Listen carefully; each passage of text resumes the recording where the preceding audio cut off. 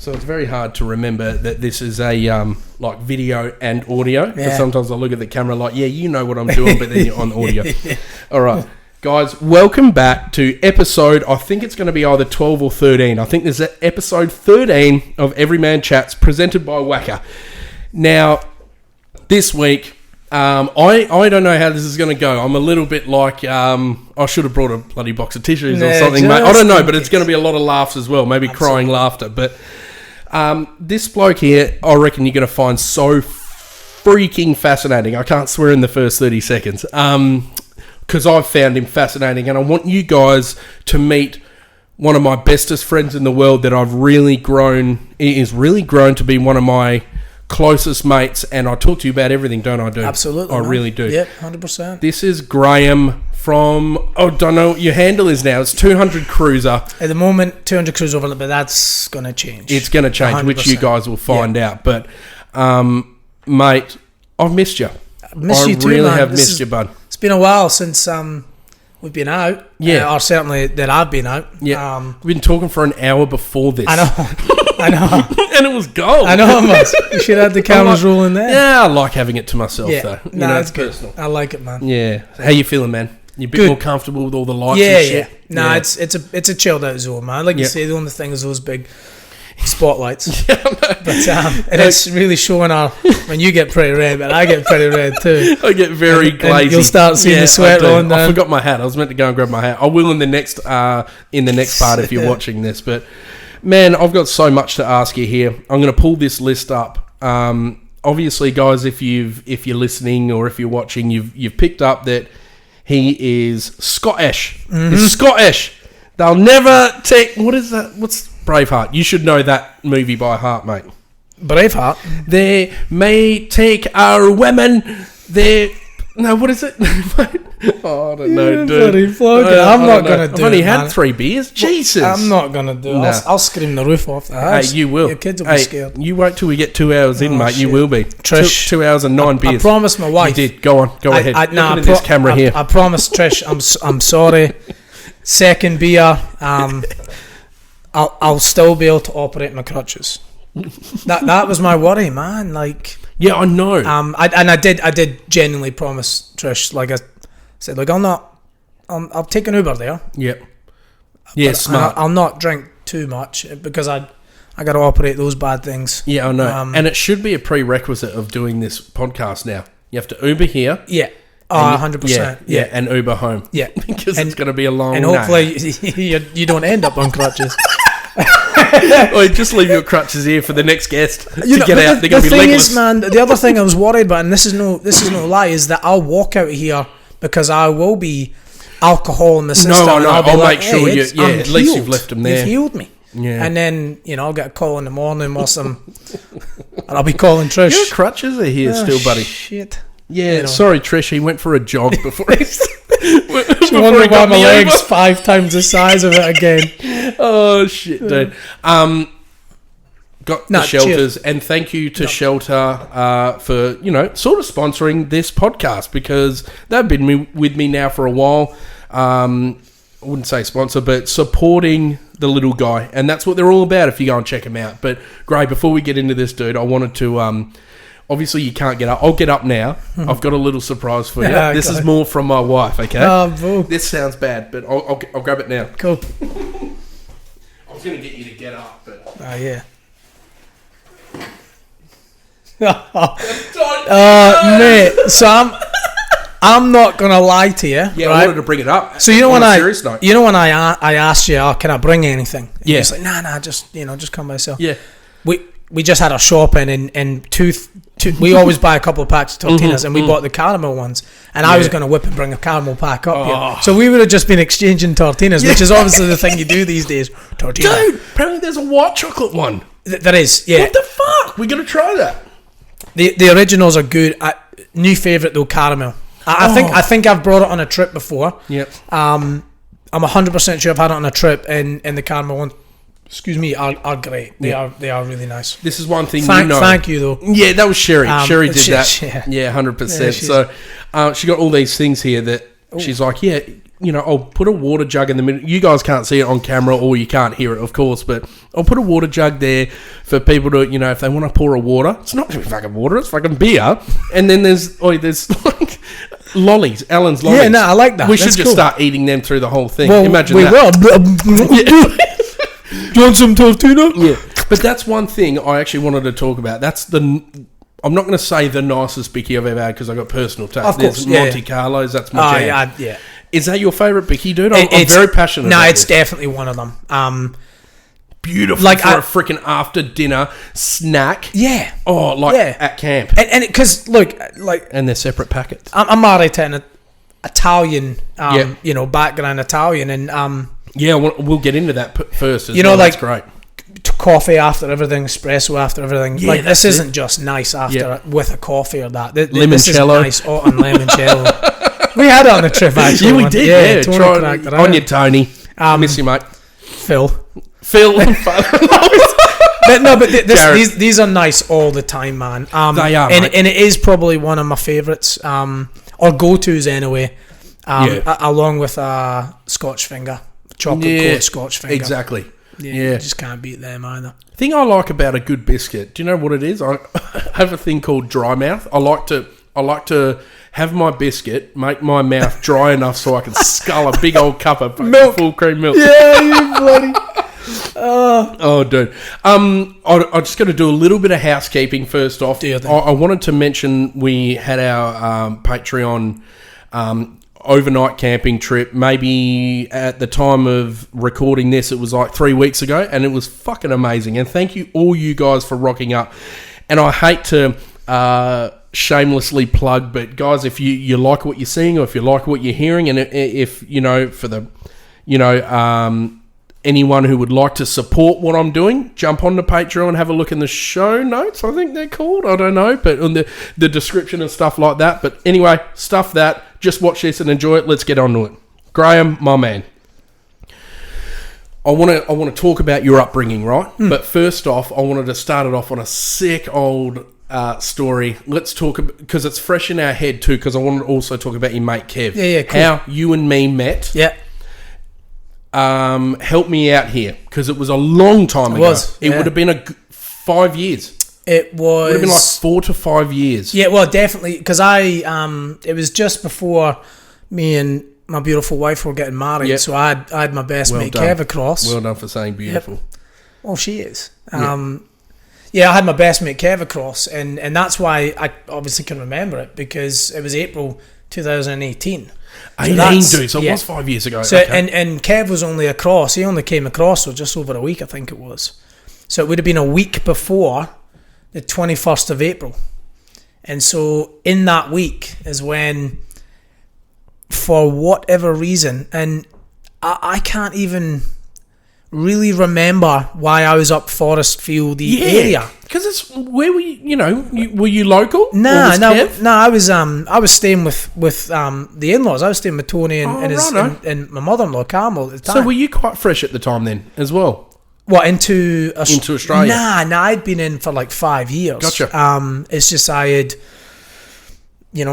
had a rental place, and it was coming up. So you were probably nearly building by then. We were sort of we'd bought land, and we were looking at the house plans. And how fucking crazy is that, dude? The guy who come on the trip was the brickie for your house. That's nuts. We were meant to meet. That is 100%. You know what I mean? But yeah, so sitting in a car park, we'd just been out for a coffee at the Dome, I think it was. Yeah. It was it's a good little complex. I don't know what it is, but I'm not even from Forestfield. I still can't remember why I was there, because being with Kev, I don't know if we just took a drive and I wanted to, take him out, or I don't even know if he was... What car did he have? Or were you in your 76? I was in the 76, yeah. Beautiful. And that's, so, and, randomly sitting in a car park, we just got in the car as well and started it. So 10 seconds before, I wouldn't have seen your car come in, and 10 seconds after, I wouldn't have seen your car. I happened to be parked at wherever you drove in,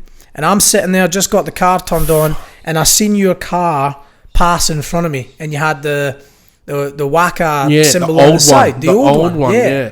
Yeah. And I said to my mate Kev, I said, I literally was like, no fucking way. Yeah. Like, and he's like, what's going on? I said, this guy that just drove past in a 76 is a guy I've just started watching on YouTube, and he's, you know, he's got a channel on YouTube and he puts out videos, and I said, I'm sorry mate, stay, and I wish I fucking said come out. Yeah, I wanted, but Kev a beauty. I would have liked to meet because your Kev best is mate, he's fucking so like me, bro. Like he's very. Is he still here? Nah, he Moved lives on. in Scotland. Bit of a gypsy. He's lived. He just came across from a wedding. You know what I mean? He what flew a across from. fucking He was my beauty. best man. You know what I mean? So, but I said, man, I gotta get out. I gotta go. I gotta go and at least see this guy and introduce myself. And I was like, I actually think I was like, oh, shoot, and Kev was like, fucking get out there and see him. You know? Oh, what a So champion. I jumped down and I started bloody horsing and crading towards you, and I must have looked for anybody else, even outside of what your point of view was, anybody else around that area, and you see me parading, screaming somebody's name. Yeah.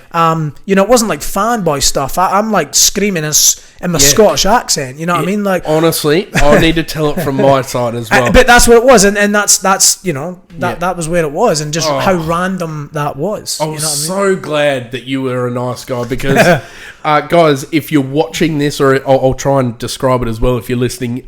So we were just doing the shopping for our Abrolhos Island trip, the boat trip. That was one of the. I want to do that again. And I was with me mate Paul, and he was the skipper on that trip. Champion, absolute champion. And we just finished doing our shop, and I remember walking out of the veggie. It was like a veggie market. Yeah, it was a small little. Yeah. And I remember hearing Peter, and I'm looking across. I'm thinking, oh shit, have I made this bloke angry? You got closer. You were yoked. I remember this word. It was, you were really fit, dude. And You know, I was training. I was definitely training back then. Like, not what I've been called before. Is that, you know, the old juiced up junkie? Yeah. Oh, dude. That's something else. Talk about that shit. But legit, like I was, I was, you know, I was training back then, so I was slightly, you know, fitter than what I probably am sitting here right now. Yeah, but you need to, there's also a lot people need to understand that. You need to understand that this guy, usually on the videos, if you have a look, you'll see him. He looks very sorry to say, unassuming. You look like a normal bloke, no worries at all. But then under the whacker shirts, you usually wear long sleeve. All the time. You don't ever I'm wear all the short time. sleeve. Nah, all the time. You are tattered. Fully sleeve tatted, and chest. Back. Yeah. And you'll get all your torso. Yeah, done as the you rest wanna will do in the happen. future. It's just, Yep. that'll just be drip feed. But you had a white t-shirt on. I had a white And you t-shirt had a on, white yep. t-shirt, and you were jacked. And I'm thinking, this guy's going to want to start swinging straight away. What's going on here? So I've put my arm up like that, like, hey mate, how are you? And you're like, it was just amazing. It was. I'll never ever forget that, Gray, for the rest of my life. Me you were neither. like, No, honestly, brother, I watch you on YouTube. Oh, sorry, mate. keep going. Terrible. It's good. It's so good. I fucking watch it on YouTube, man. It's fucking great. Sorry, buddy. It was like That's that. It was. That's exactly what But it was. we were straight away. We connected hard, Yeah, didn't we? 100%. And then I think the trip after Abrolhos, I don't know what trip it is. I'm going to look back. You were on that one, and then you've been on most of them since. Well, because I think we spoke for a long time after. Or I kept just keeping, and then you had a group camp that you did. Mm-hmm. And I remember being on that, and then it's, you know, I naturally went into, you invited us on a trip one time, and it's been like that from then. You know what I mean? 100%. You know that I don't know, 3 years ago maybe. I'm not sure when your first group camp was. I know maybe way 4 years ago. That. No, it would have been in that same year, mate. Possibly. So it would have been 5 years ago. But and then I remember speaking to you, looking through your 76. Yeah, that's right. And saying, dude, I've got a trip coming up. I want you to come. I think that's how it was, and then connected, and you know, and it's went from there, man. And we're look at the state we're at now. Look at us now. You know, like I've got a wardrobe full of your clothes that my wife keeps reminding me that I've got other stuff to wear. But you know, I'm a dick. I've got a wardrobe of my own clothes. What a loser! Nah, it's sad. I like that. It's fucking sad, dude. That juiced up junkie, man. I want to fucking. Yeah. We need to mention 100%. It's hilarious. Yeah, it is. Yeah. It is fun. And I hope whoever said that is watching. I hope so. For thinking that. I hope so, because then at least he's a real fucking fan. You know what I mean? Or somebody that actually enjoys the stuff that you do. If he's a real fan, he'd know that you've been around for a long time. Maybe, but some people are like that, man. But yeah, fuck, if we have a chance to speak about that, it's a weird word. That's a weird word. Fan or you know, follower or whatever you want to call them. Someone who watches, maybe that'll do. Nah. Now, I want to start this off real lighthearted, just because obviously that recording time that I was telling you about. I want to be full open with that. So let's start off lighthearted because it will get deep, dude. You know this, and I love talking to you about the shit. I'll always walk away.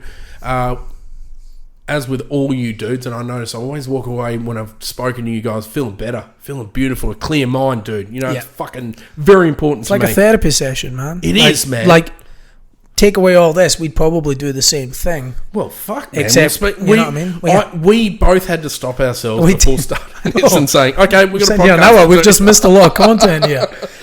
All right, the 3 questions, dude. Yeah. Take as long as you want to fucking answer them. What's been your favourite trip? What's been your favourite trip? I know you told me about one in the 76 and you had the trailer on the back, you and Trish, before kids. Yep. And you told me how you guys nearly got bogged, or you did get bogged. Yeah. Tell me what's been your favourite trip, even if you want to do one outside of Wacker and inside of Wacker. And I will, because I was going to do that, yeah, I think. Beautiful. We've done, when it was just pre-kid, life, and I had the 76. We had a drifted trailer at the time.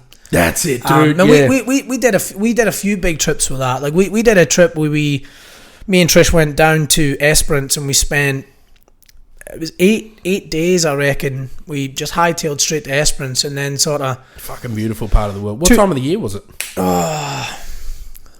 June, July time. Beautiful. And I think it was. So winter. Yeah, it might. Honestly, I'd have to look back on dates. It might not have been it. It could have been January, because I remember being on the beach and it was quite bloody nice. So maybe, it might have been a Jan sort of time. If you guys might have just heard a phone ding, you hear it throughout this thing because it's apologies. No, don't apologise, because it's super exciting. Graham's beautiful wife Trish is, and Graham, sorry. Their family is expecting another baby anytime soon, so we're keeping the phone there. If you hear it ding, it's just updates and stuff like that. No, so I got to keep that on. I'm so excited. Dude, I'm so excited for you. This will keep your mind, at bay. I could put it on vibrate, but I'm scared. Don't put it on vibrate. No. I love it. It's a beautiful thing. We went down to Esperance, spent about 8 days down there, hightailed straight to Esperance, spent 2 or 3 days in Esperance, and then sort of worked our way back up the coast, in by Bremer Bay, and just all the way back up to, I think where we had got as far as Denmark, coming back the other way. You know what I mean? So you would have gone through like Reef Beach, and then So, but we sort of worked our way up. Beautiful. But obviously it was pre. I wouldn't say that, because the 76 was kitted at that time, but it was pre sort of actually knowing anything about 4-wheel driving and that. So it was very timid-y sort of stuff. Beautiful. At that time, the 76 for me was just a means to pull the trailer, and I had some gear on it, but. So you obviously did your research though before. Yeah, you know what I mean. But that trip to Esperance was amazing, and that's where I did get bogged. The very night we got there, sort of thing, like we or it might have been the next night. No, I think it was the night we got down there. So we're actually trying to get to Lucky Bay. There's a campground right at Lucky Bay at the beach. Beautiful. There. And I remember coming into the national park there, Cape Le Grand National Park, and you go through the little check bit where you pay and whatever else, and there was like 2 cars ahead of us, and we just travelled 7.5-8 hours down from Perth. And we hadn't booked anything, because you couldn't book the campgrounds there. It was first come, first served and whatnot. But that was our goal, to get there. And anyway, the 2 cars in front of us nabbed the last 2 spots. And I don't know what it was, but I remember the guy at the Lucky Bay campground. I was like, mate, we need a can we get a spot? And you could see him like thinking like, oh, we could squeeze him in. And then he's like, sorry mate, we're full. So I don't know if it was something I said, or if it was because I had a shot. Tattoos. Whatever it was, man. Like, he's thinking troublemaker here. You know what I mean? Like, if my missus was sitting in the driver's seat. You started quoting Braveheart. You know what I mean? Like, whatever it was, he never let us in. You want to take our freedom. He didn't let us in. Oh, really? After that? And I think I pleaded. I said, man, we're going to have to head back. Because Lucky Bay is like a 40-minute drive from Esperance, from memory. 35-minute drive on the main sort of. Anyway, so yeah, I've we've had to bugger off. So it must have been the second day that we've went down there. But anyway, we got a spot in Esperance, and I can't remember the caravan park that we got in, but we literally showed up at this woman's door, and I remember it's 7:30, 8 o'clock at night, and we've knocked on this caravan park on the outskirts of Esperance, and it was actually quite a nice spot. And we said, really, really sorry to bother you, but have you got any spots? And they said, we actually don't, but we can squeeze you in front of our fire truck thing for the night. We want to help like that, mate. And they said, come and see us tomorrow. We'll have some more spots if you want to stay, So anyway, we've stayed there. Next day, we've headed back out to Lucky Bay. Spent the day on the beach and, doing all the driving around Lucky Bay and Cape Legrand. And we, come the end of the day before we headed back into Esperance, we were camped out. We've taken a big long drive down Lucky Bay Beach, which it goes on for a bit round, Beautiful too. Just cruising, the sunsets dropping on over the water, giving it 76, windows open. Yeah. And I have seen, now when I say I wasn't into forward, I knew I had to have hubs locked in, and I've got a story about hubs being not locked in, and I'm sure everyone that's got a car that you need to lock the hubs in, but so I've seen, or you don't need to most of the time now, eh? But I've seen a patch, a very small patch. It might have been 5 or 10 meters long. You could see it getting boggy and shitty and sloppy, And I remember Trish saying to me, "Are we gonna get through that?" Yeah, put the foot down. You know what I mean? And I've hit this thing, and I was at highway pressures because all the way down that beach. No, I know, dude. It's solid. It's squeaky sand. It's solid. It's a wicked experience. We've just said we've been here all day. We're going to catch a little bit down the bottom. Then we'll stop, watch the sun hit the water, and then we'll drive back up, and we'll make our way back up and back into Esperance. And that's not a stupid move. That's a normal move. I wasn't the locals doing that. I wasn't that. I don't know how to full drive. Not naive. I was like, look, I'll get through this. Anyway, I've hit this thing. Stopped. And at the time, Isn't it a shock when your 76 stops? You're just like, stop. Great. This isn't as good as I considered. Well, about that story, I'll tell you exactly like that. But anyway, it stopped dead, right? And I've instantly, to put girlfriend at the time, but my now wife at ease, I've turned around to Trish and I've went, it's all right, darling. It's fine. We're all good. Keeping into reverse. Your pride it's all, we'll get out. It's all good. Yeah. I went down a bit more. I thought, shit. And again, at that point, I'm still, it's all right, we're good. And then, that was it. I was stuck. Shit. So then it was a case of rushing out because I'll show you pictures.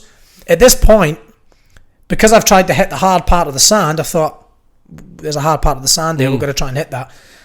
The water was lapping in the track next to us, So I'm out there running around trying to look like I know what I'm doing. Yeah, but you were I knew what I was doing, but trying to make Trish feel a bit more at ease. Yeah, I know. I'm dropping air out the tyres and I'm whipping off the 2 treads that I had on the roof. Yep. I've got them under the wheel and I've given this. Yeah, but that's smart, great. First thing you do, always tyres down. Yep. I had all the stuff. Yeah, we just wanted to go down there, watch the sun, head back up. Yeah.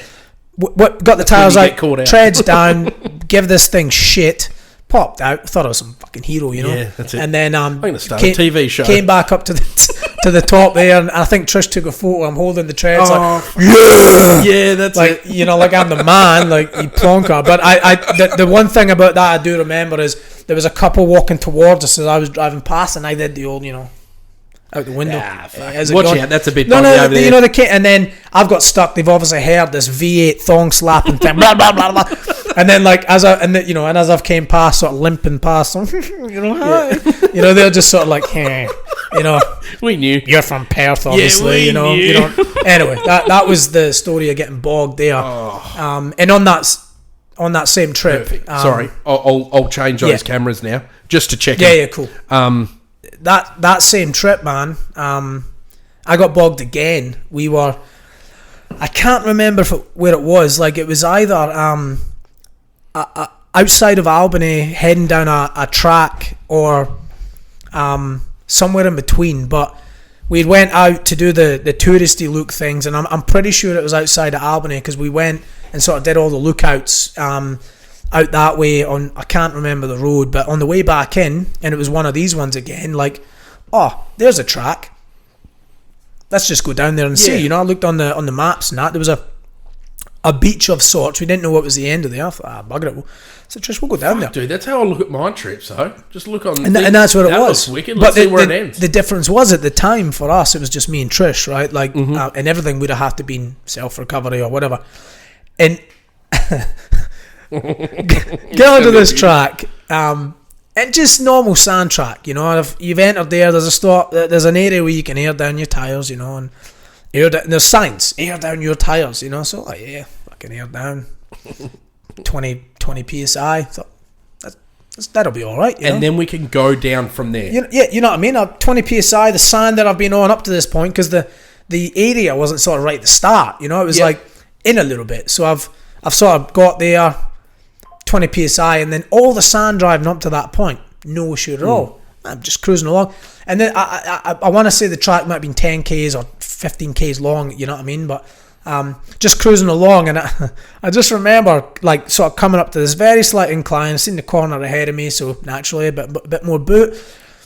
Cruising on, I'm in low, and I'm in all the right things that I normally do for sand driving. I'm in four-wheel drive low, and I'm second or third gear, and it's cruising fine.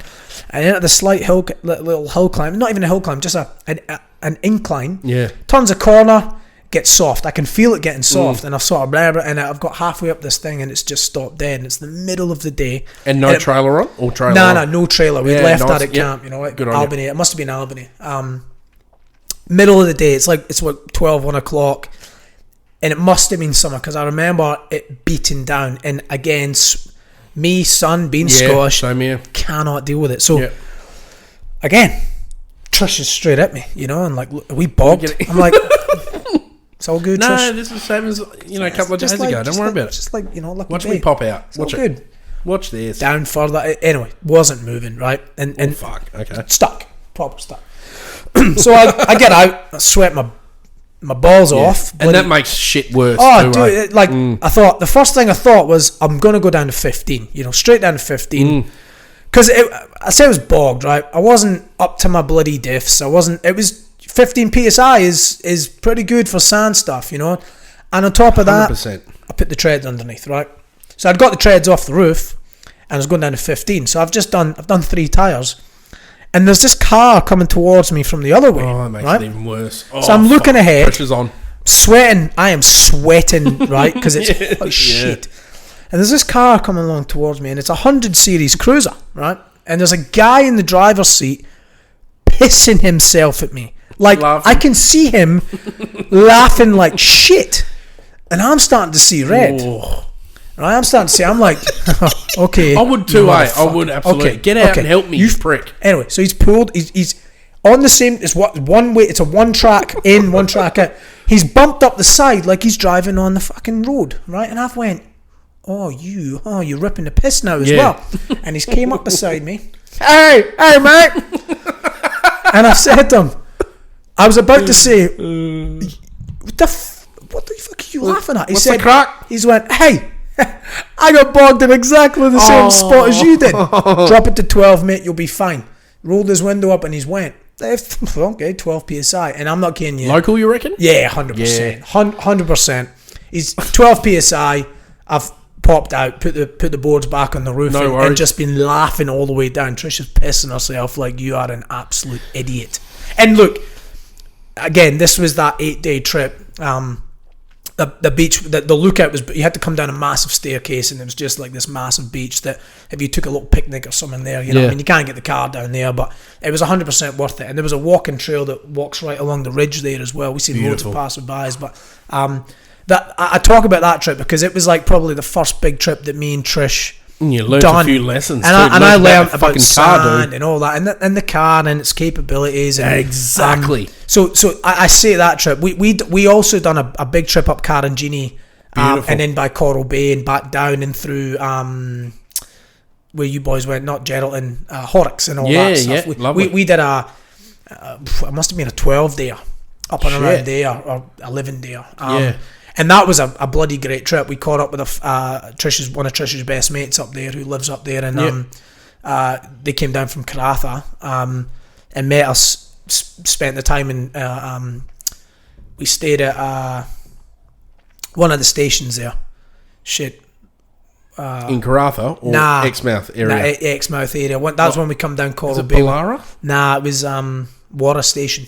Oh, Warra Station. So beautiful. once we had done Carangini, we done that by ourselves, and then went into Coral Bay, met them there, went into Karratha, Exmouth, and then worked the way back down again. That was a great trip, but that first trip with Trish that we done down Esperance Way was full memorable. Yeah, it was great. And you know, probably the first time I was really running the car long distance and using it. You know, there's something about that. I hate to sound biased because I never want to sound like that, but the 76, I feel like they're a perfect. They're a fucking tin can on wheels. A tin shed on 100%. Wheels. But there's something beautiful about driving. I love that you've had a 200, 100%, and then you've had a 76 before that. You would know that feeling of it. You can hear the engine more, I guess, than you do in a 200. It just fucking ticks along, and they feel very nimble. They're obviously a lot fucking thinner. You know, they're not a big. No. Like, they're not a big, wide, huge four-wheel drive. They're a big car, but they're very nimble, dude. And they do just work. And I'm not a Toyota fanboy. Man. I'm 100% not a Toyota fanboy. I just you know, I mean, right now the prices for them are ridiculous. It is. It's fucking hectic. But prior to that, I think I bought mine. When I bought mine at the very beginning, when I was buying a full drive, 40 grand, I reckon I picked mine up with. I paid 42.9 for mine. Something like that, you know. Crazy. Had 27,000 on it. 42,000. Yeah. You know what I'm saying? So like back then, like, you know, and you just know what you get with them. But we could talk all day. It's like talking Samsung and iPhone. Yeah, it is. You know, 100%. It's the same thing. Yeah, you stay loyal to, you know what I mean? But that trip was amazing. And with the boys, man, that we've done some incredible trips. Yeah. But the one that stands out, and I don't know if it'll ever get beat in my books because, you know, and it might, and I hope it does. I'll challenge it for the amount of challenges or the amount of trips that we'll do ahead. But I always forget where it was that we were, but it was that trip that we were on that beach. Yep. You know. Cootamurra. That one, that man. Afternoon where it was a wide beach. Yeah, that whole trip was fucking insane. Yeah, there's four. Well, I haven't asked everyone yet, but I will.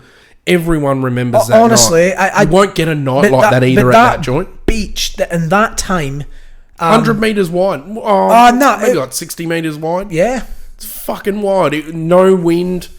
It was an offshore breeze, a breeze. It was nice. Like it almost was needed because it was, you know, it wasn't cold. It was a wild day as well. But the whole day, that whole trip was amazing. But for that finishing that day on that beach, the way we did it with. I can't remember who it was, but there's drones going to, you know, people are taking shots because the sun was stunning on the water. Gorgeous, man. The boys that we had there, and the boys that we go with all the time is fucking phenomenal, right? But just that whole trip in general, and I can't remember who the first one was that. So, you know, you've got Dave and Cody was fishing. Yeah, I can't remember if Robbie cracked out, his rod, but Dave and Cody are just doing the thing over there fishing, and the rest of us just pull our chairs up in the water, splashing on our legs with a beer in hand, music going. The weather was bloody amazing. It was, and then the camp that was just behind. Yep. Okay, it wasn't on the beach. But it was I could probably throw a stone and hit the water. Yeah, you know what I'm saying? Beautiful camp spot. And we had a lot of cars, but we were tight. Cramped it in, big fire in the middle, and just that whole. Honestly, that trip was amazing. Like that's the one that specifically from that Cootamurra Beach. What was that? Was that Fish Creek? We went from might have been Fish Creek somewhere to Fish Creek, but I remember the reward. From that day. So I remember that day. So first off, it was that bog hole, that big bog hole where you walked it. I walked that.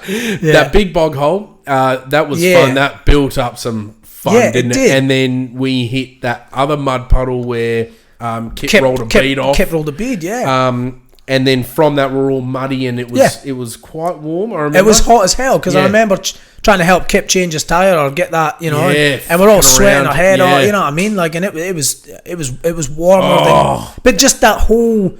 Remember the reward when we pulled up on that beach? I remember getting out and just screaming. I do too. Yeah. Like, we were all like, holy shit. Fuck. What? And other than that, when we tried to reserve the campsite and we put the flag there, and we've driven down the road having a good time, and that bunch of phobies roll up and think, shit, we're going to lose our camp spot here. Hey, You guys left a swag up there. yeah, we did, thanks. And it was Dave's on it. He's just kind of like, yeah, Thank you. I'll take that. Tail between his legs. I'll just go and put it back there. Yeah, you know, I'll laugh but just head off, the dude. whole thing, man. That was a sick trip. And that one with the boys, or certainly for me so far, just that day on the beach, that whole day. Yeah. Because the scrub and that we were, and the laughs that we were having, because it was it probably was my first time in the 200. Really giving it shit down the side of it. We're talking pinstriping and that. Oh, was. That, you know, It was, dude. Was that trip? There was one of them tracks just before we came to that first bog hole that I walked, and it was green, but it was like we were driving through somebody's back garden with all the, and it got like as narrow as Wembley Downs. you know, and I'm like, oh, we're all good. It's getting wet, you know, but all that, and it was probably the first time I was really giving the 200 like a proper like, hey, you're a phobie, mate. You're getting used. You know what I mean? Like, that was quite. Yeah, I must admit, without a wrap, I would have been exactly this. Well, no, I wouldn't have been the same because you were very awesome about it. oh, mate, look, I remember. Great attitude. I remember like that. Trish when I said, look, I'm gonna get rid of the 76, but I'm getting a 200. Like I've always wanted the 200. Knowing what the 76 gave me with the VDJ, and as much as whatever anyone wants to say about that, I don't What is there to say? They're a fucking great yeah, engine, dude. People always say Of they course, inject their problems, and they had an oil burning issue up and from the 2007 to 2010, and the alternator and the inside. Anyway, you could go on, but I wanted that engine. I wanted the twin turbo. I wanted the 200. Nice. And I remember Trish saying It's to a me, natural step up. you know, I remember Trish saying, are you going to take the 200 to what you do with it? And I said, yes, I am, because, you know, I'm not going to do it on purpose. I'm not going to... Exactly, dude. I wouldn't do that with the 76 Yep. on purpose. Correct. Go and fuck it up. Yes. I wouldn't do that. Yep. But to take it and explore, and if I pick a track that I have got no option but to just carry on, seeing on maps that there is a means to an end, then I'll plough on, you know. Great, I love that you said that, mate, because I reckon that's the definition of overlanding to me. It's like I literally did it maybe 2 weeks ago. We went out to camp near Mundaring, but I don't ever go out to... break your car. No, I don't ever go out to go four-wheel driving. Yeah. I literally go out and I have not a mission, but like a goal. So the goal on that trip was to get out to the coast. Yeah. And whatever we hit along the way is whatever we hit. Yeah. I never ever know. Of course, if we can avoid shit happening to our cars, 100%. We will. Like that, like a prime example is like that bog hole that we came to, right? So all you're seeing, or we're all seeing on maps, is that there's a track there. Yeah, dude. It doesn't say that there's a big ass bog hole. Yep. Now, we had been on that track for, I want to say, 40 minutes. Or already. an hour, and we turned back a couple of times. We'd been, and to then closed make off. a decision on 6 cars or whatever it was that we had to try and turn around in that space, that bog hole, I'm not gonna lie, I was a bit worried about it. Same here, dude. I walked and felt it was a bit like, one car, 2 cars, but once we start getting big cars through, Robbie had 35s, and it was like that at the end. It It's did. sort of getting a bit more. You know what I'm saying? So, boggy. the decision was made that we How's the go through. fucking dopamine hit that we all got? Oh, We're all revved up to that, high fiving, pants down. Fucking unreal. but that drive along there, from memory, I want to say that I remember a point where we, once we came through another little sort of, we came down on like it was like where water like a used. track. Yeah, but it was like it was like we dropped down into where a stream should be for a little bit, and then came back up, and there was like not cliffs or some shit around it. I wish I took photos of it because I just remember thinking, this is sick. And that was after all that, and then it ended up with that beach, and that was such a fucking awesome reward that whole thing, man. Yeah, but there's something I think we're forgetting as well. Remember, we went on that track. There's so many things that we could talk about on these trips that happen that obviously not on camera, whether you're sort of more concerned about the situation rather than filming. Right. That's what happens a lot with me. It's like, if there's something that's quite worrying, you're like, nah, fucking forget about filming it. You don't think about it at that time. But remember, we pulled into that track. We went down this track. We didn't even know where the fuck it went, but it was closing in, kept closing in, and we're like, nah, we'll turn back. And I must admit, from my point of view, it's like, of course, you're not leading it, but you've organised this trip, and you're like, fuck, I don't know what we're going to run into, and that's on every trip. Yeah. I don't know what we're going to run into. We've run into gates, this. But that's all part of it. You know what I mean? Like, how that day ended up. But to finish, and look, that's what I love to us meeting, but to be able to go on trips with you, man, like, and call you one of my best mates now. Yep, 100%. Anyone will tell you, like, your trips have an A and a B, or a start and a finish point, and we literally, it is what it is in the middle, and shit always goes wrong. Yeah, that's not your fault, because you know, I don't mean it to be. Unfortunately, you bullshit. Is it scratchy up there, Pete? Yeah, it's all good, mate. Fuck, it's just got a bit more scratchy. That's when I just turned my UHF down. Graham, are you already on the track? Yeah, I'm about 3Ks in, Pete. Why? We have to go back, mate. Matt, where are you? I'm behind you. Or you're the one with the rap, you prick. Anyway, but no, there's a start and a finish with it, and we just work it out in the middle. And for me, that's what I'm saying. When I said to Trish, when I was getting the 200. Yes, I am going to, but I don't intentionally go out to fuck up my car. No, I know. And I hate that we do, but then sometimes it's like, we do pretty well, dude. We do really fucking well for how we, the shit we go through, and we end up sort of relatively unscathed, whether it be a wheel or something like that. Again, that's nothing. Man, I could do that. We don't roll cars or anything. We're not dicks like we're not dickheads like that. But, I think all the trips that I've been on, and even the ones that I've not been on that I've watched, I've done a tyre, didn't pop it. The tyre was probably it wasn't okay. It had a fair chunk out of it, and we changed that. But that's a tyre. Kept roll the beat. Yeah, that I literally at the time of recording this, my last episode, last podcast episode was talking about that. How we pulled up at the several things. Even though there was 2 or 3 guys working on it, there were five other guys taking the piss having a laugh, keeping morale high. Hey, and I wanted I look. My car, I was the one wanting to get in there. Who the fuck was the one on the thing? Matt.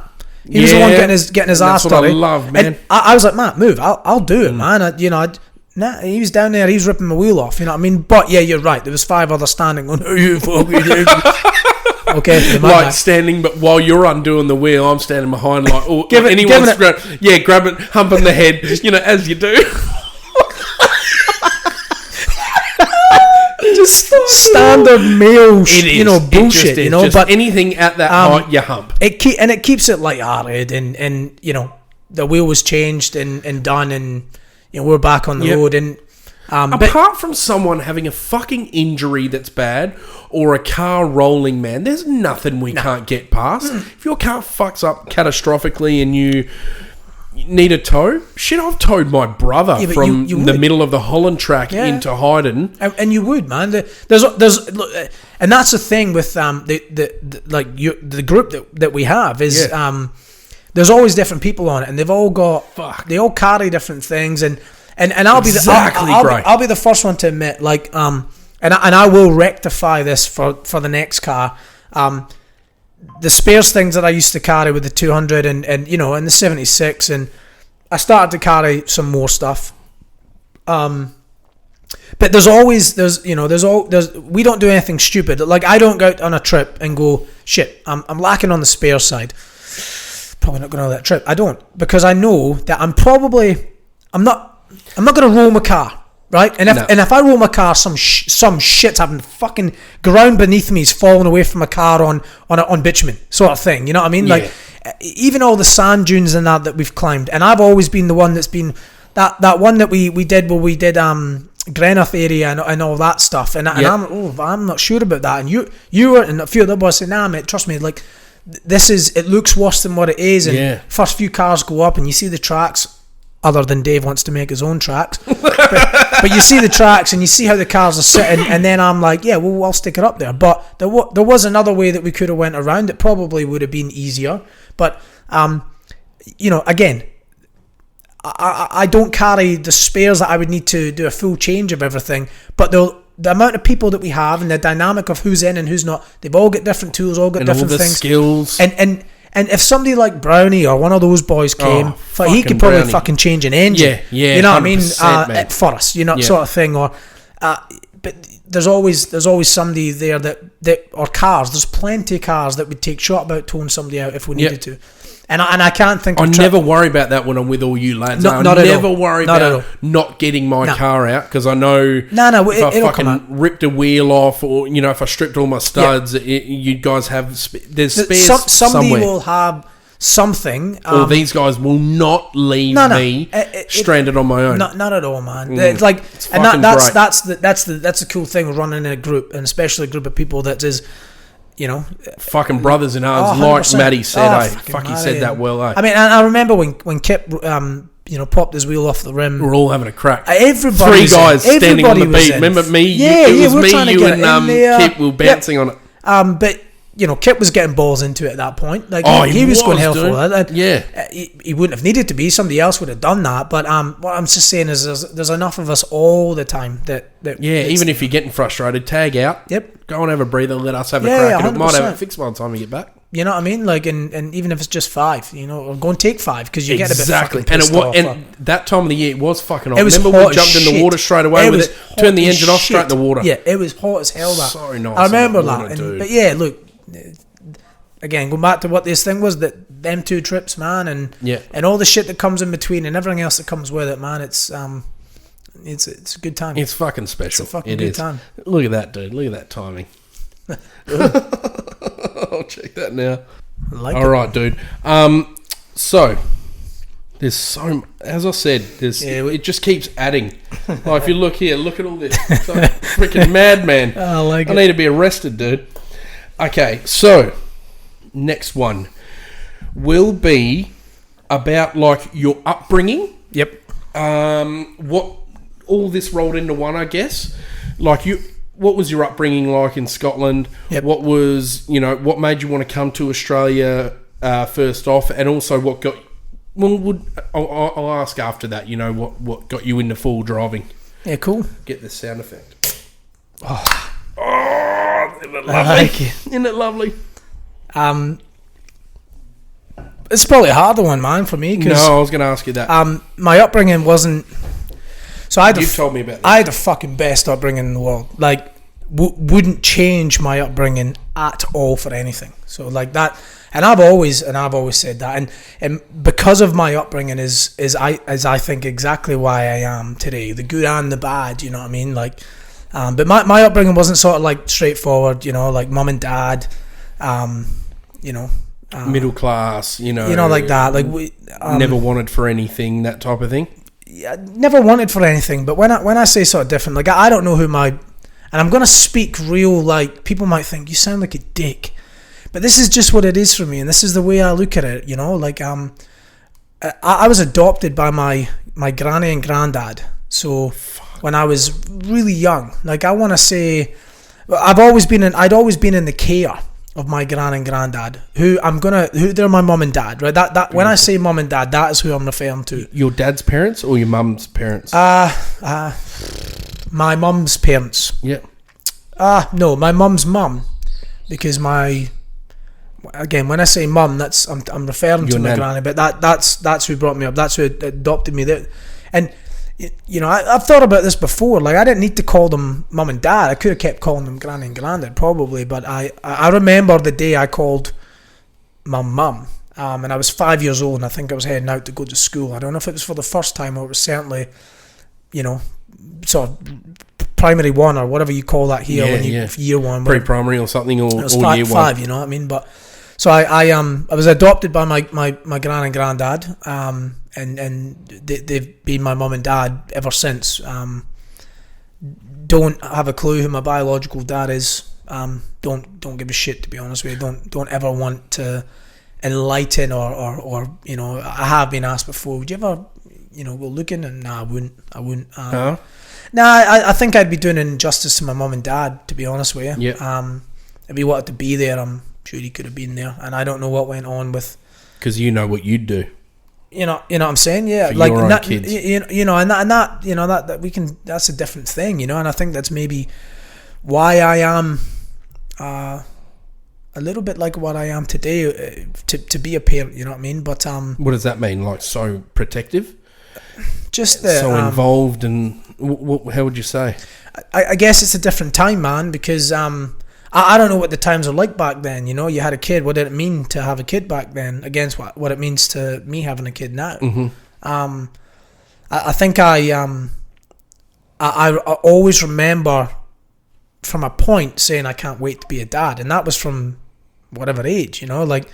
So from quite young. Yeah, I do. I think I've, you know, I've just I don't know where it came in, but it became more apparent when my dad passed away. Do you know what I mean? So I do know who my biological mom is, but is from what I remember, even from the point of, you know, my mum adopting me, had very little contact. So again, it's another person that I want to completely exclude from my situation. Mm-hmm. Now, people that have been in my situation might not want to do that, but I certainly do, man. Because my mum and dad and the people who brought me up, they adopted me.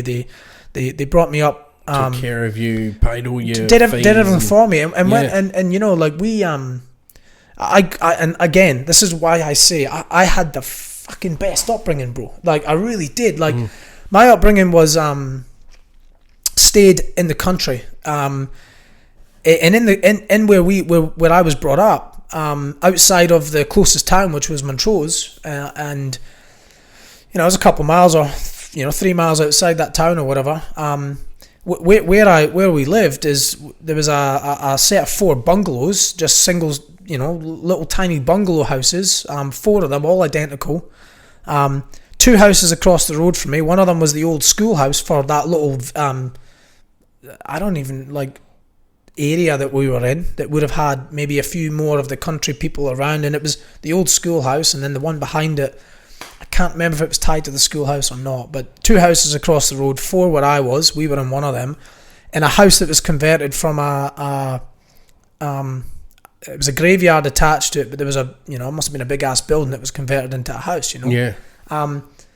And honestly, man, I had the best upbringing. I grew around in the country around farm machinery, which is where you got your love for wanting to be a farmer when I grew up, and I still bloody do. And so the houses across the road had 2 people that, you know, one was a year older than me, one was in my year at school or my age, and I did play with them, and the standard kid thing, you know.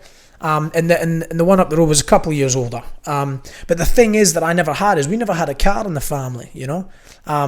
So all of our transport was done, like, you know, and when I'm speaking like this, it's like, oh, it's no biggie. But when you're a kid, man, and you're already grown up, and I knew that there was a difference to my situation from all my friends. Like, they all had, I'm not gonna say they had money, because I don't want to be judged that way how I sit right now, because I don't have fucking money. You know what I mean? I still work a fucking average normal job, you know what I mean? So but they had more money than what we did. We've spoken about that, you know what I'm saying? You want to give your kids every fucking thing you have, and you know what I mean? In a lot of people's eyes, you're pretty well off, but I see you working. Man. I see you, dude. I see you working your ass off. I do okay, but you know it. But it doesn't define you. No, not at all. And I actually don't want to be defined in that. I never ever fucking would, Gray. But like they on weekends say, you know, we didn't have cars to go down to the beach or however, you know, because like but all your friends did. Is that what you're saying? 100%. The 2 houses across the road and the one up the top of the hill where we stayed, you know, they could. So, you know, when they did that, it's all good. Like, they're fucking great dude. Like, I know them.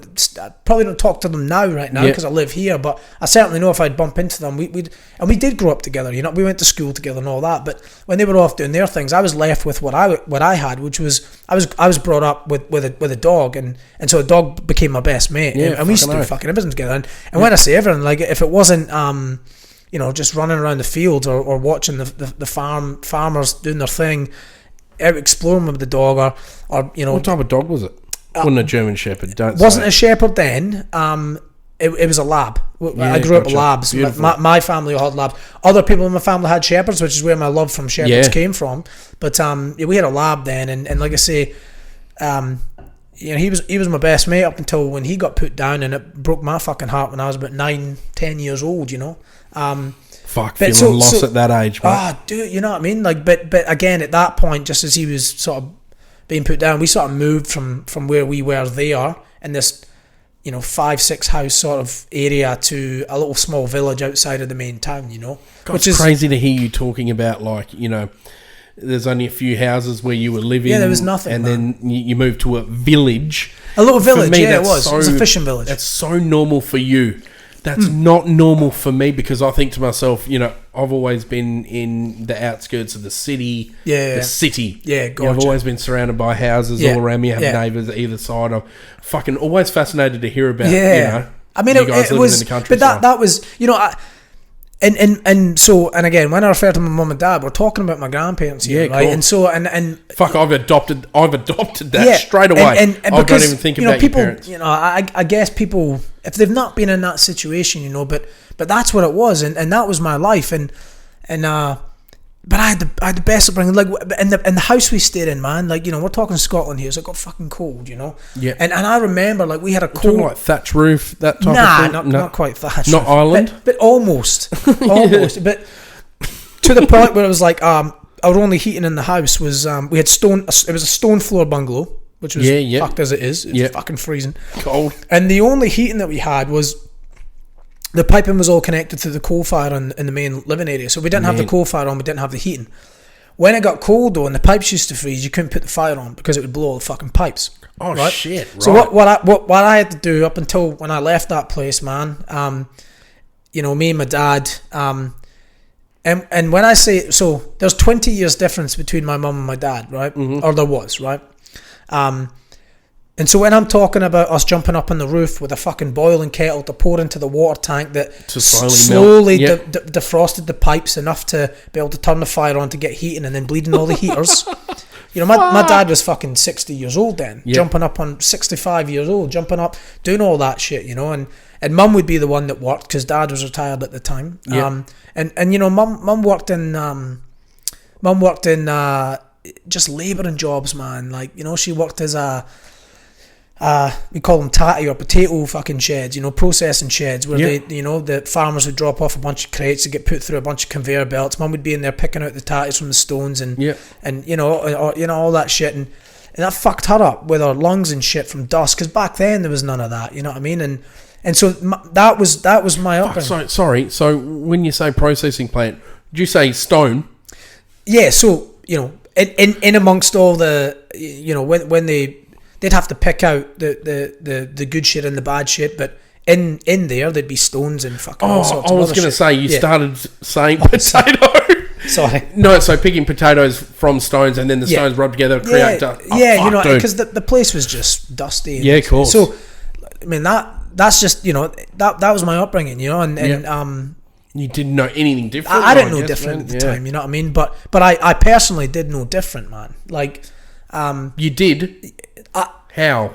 Just because I was comparing it to what everyone else had, right? Like, yeah, cool. So, and that's the thing, man. I got some. I would say regrets. I'd say things that I definitely now realise and fucked up on the way I was through up till a certain age. You know what I mean? Like, because I did know there was a difference there between things like sports days. You know, my mum would show up and older than everyone else is, and you'd get the questions, oh, why is your mum so old, and all this bullshit, you know what I mean? Kids are too honest. And you know, like that, I'd find a way to, you know, say fucking deflect whatever, or deflect for, and for many years I did that, you know, and And there was a point where that completely turned for me.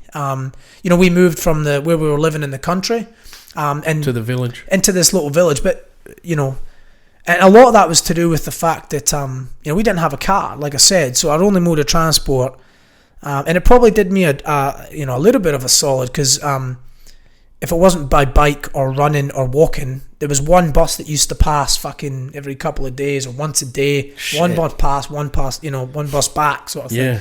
Which you'd never be able to get with the timings of it, So like in the summer, when the summer sports or whatever, for the 6 weeks that we were off school, the local sports centre used to run, sort of sports thing, Yeah. The only way I was getting there was either bike, running, walking. Probably wasn't going to make the bus because I had to be in there early. Yeah. And that's, but it got me fit as fuck, Yeah, naturally fit as fuck, because that's everything. what I was doing, man. but not like, but I did. I enjoyed my athletics and all that. But so all these things, I could talk for ages about that shit. But then we sort of moved from the country just because I think it got a little bit hard. Mum used to go back and forward, and my mum is a fucking Trojan, dude. Honestly, is she alive still? Still alive. Oh, beautiful. She is 80. She'll be 83 next year. But having no car, Mum used to go out, leave fucking early as shit in the morning, work all day in this fucking physical bullshit, strap on 4 or 5 bags of shopping either side of a handlebars and cycle back 3 miles. What's that? 5-6 Ks. Come back home with the shop and cook dinner, sort the house out, and do it all again the next day. And she used to do it 6 days a week. When would this have been, dude? Like 90s? Yeah, I was born 87. I was 87 too. Fucking hell. Yeah, I was born 87. So, as mid to late 90s. Yeah, I mean, as long as I can remember, my mum was doing that. You just don't fucking realise. Honestly, you don't. It makes me realise, fuck, we had 2 cars. I don't mean to be a dick, but it's okay, because we absolutely were not well off compared to a lot of but that's what it is, man. People. I don't look at I certainly didn't look at even my mates around the time. All it made me feel at the time, until I got to a certain age, and there was a point where it changed. There is me. that fucking age where you start judging yourself and I did what that. people think of you. I used to be not ashamed, man. Ashamed isn't the word, but at the time, I guess I thought, I just want to keep a low profile because I don't want to be asked the questions of why is your mum and dad so old. Yeah, I couldn't deal with that at that time, man. I'll be honest with you, it was a hard thing, and bullied. I got bullied hard. Did you? Yeah, man, and on the situation that at the time I was out of control of. I had no control of what my family dynamics was, and people seem to know or think they knew more about my family dynamics than what I knew, and maybe they did. Maybe the small time mentality, rumors and shit, but up until a certain age, man, and it all changed. And I like I say, I wasn't ashamed at that point. I just certainly wasn't insecure. What would you say? I don't know. I just knew my situation was different to everybody else's, and not that at the time I was like, I don't like this, because like I say, my upbringing was great, man. When you're starting, when someone brings something to your attention, you start thinking about it. It fucking sucks a little bit. You're fucking 12 or 13 years old. You're just starting high school, and you got enough shit, and you've got older kids and older people, fucking throwing shit at you, and you don't want to deal with it. And it took me up until probably, first year of high school, I got bullied pretty hard by a kind of family member sort of thing who's just a fucking thug, Yeah. But it all sort of changed for me, sort of going into second year, or the second year of high school, because I was okay at sports and I was winning the shit, and I fucking love you. I love you when you're winning. Start to play soccer or football and rugby and be okay at it. You know what I mean? So I guess that changed it wasn't like, oh, now you're Graham, the fucking guy with a fucked up family or whatever. You were like, oh, you fucking, oh, you really, it just changed. Sorry for smirking then. I was just thinking to myself, if only skimming was a fucking sport back I would have then. won that, but fuck. I probably had a better arm back then what I do now. Probably a bit more flexible, but that was sort of the upbringing and everything that came with that, you know what I mean? But then that change in me was, again, second year. I was 13, 14 years old, and such a pivotal fucking time in your life, change, mate. man. You know what I mean? Yeah. I not having to get the questions of who my family was, and it was all just about the things that I could do or was doing. Right, so it changed. It fucking changed not a bit. Like, not like they're putting me on a pedestal. None of that shit. They just forgot about it. That stopped being a thing, and so it was just about what I was, or you know what I mean, and so that stopped being a thing. But then in me, I went, I think one of the times it was a school sports thing in the academy, and you get given a fucking shield and a trophy, you get your name on the board and that. And I think I had my champion boy. Yeah, I had my mum and dad there, and I for the first time ever, I was like, fuck, I'm real fucking happy they're here, and anyone asks any question, they can go fuck themselves, sort of thing, like. Fuck yeah, great. I certainly did back then give a little shit about. I gave a lot more. I did care about what people thought. Yeah, but fuck, there's nothing wrong with that, because I was the same as well. I went to school in like a yuppie area, only because I had a little bit of a tennis scholarship back then. But I had to catch 3 buses to get to school. But when I used to get dropped off by my dad, Dad's a brickie, fucking killing it now. I couldn't give less of a shit what any prick thinks. I'm proud as fuck, proud as punch of it. But there's that age, I don't care what anyone says, where no matter what, you don't want to know who the fuck your parents are. Right. And I hate it. I hate thinking about my kids going through it and thinking about, I always want to be, But obviously you never thought that. You never, sounds to me like you never ever treated your mum and your dad with disrespect, ever. Nah, so...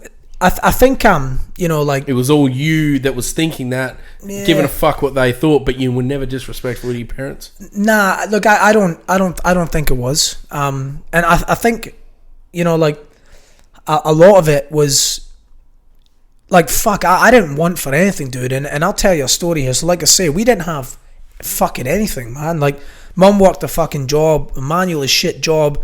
Dad used to do even when he was older. He came across as a prisoner of war from Germany or whatever it was, and he got put to work. Yeah, man, he got put to work as a fucking vintage dude. He was he was a hard ass, real hard ass, and he got put to work on the farms in the area that we grew up on, and so just going off on tangent, they're really fucking. So and this gets me, man. Like, this gets me real hard. So, like, where I grew up, out in the country, a small little place called Meryton, 4 houses, bungalows that are all changed now because people have bought them and put money into them. And it was always going to be a case where I always said, if I had the money when I was in there, I would have bought the place back, and I would have kept it. But this gets me, man. So where I grew up is where my mum and dad had met and lived in, for fucking 30 years or some shit, married and brought up not just me,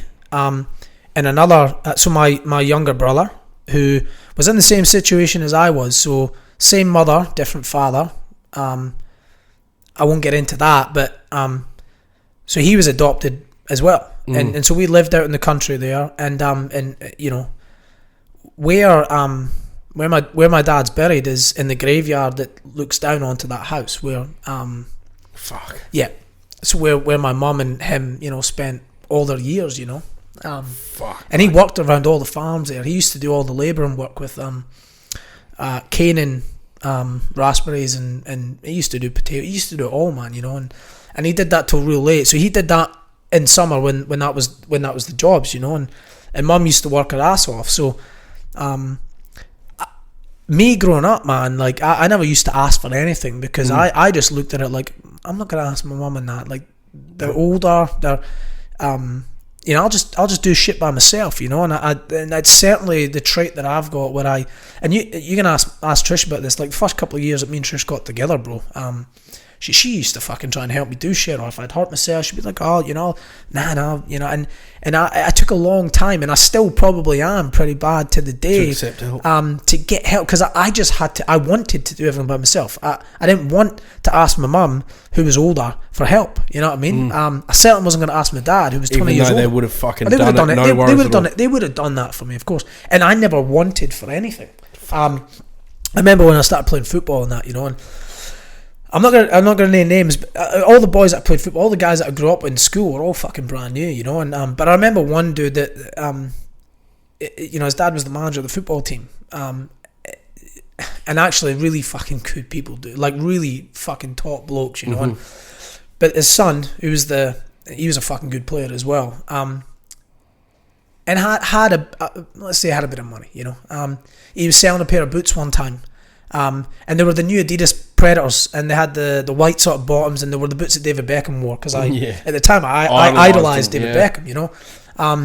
And I wanted them, and this is how fucking bad it is, man. This is how bad I was, because I would get what I'd asked for almost, you know. I went back to my mum that night when he came in and said, I'm selling my boots, you know. I said, oh fuck, I'm buying them, like I want these fucking boots, you know. £65 I think they were. So I've rocked up to my mum that night. And I don't know, I would have been second or third year of high school. I've rocked up to my mum that night. I said, Mum, I need money tomorrow for school.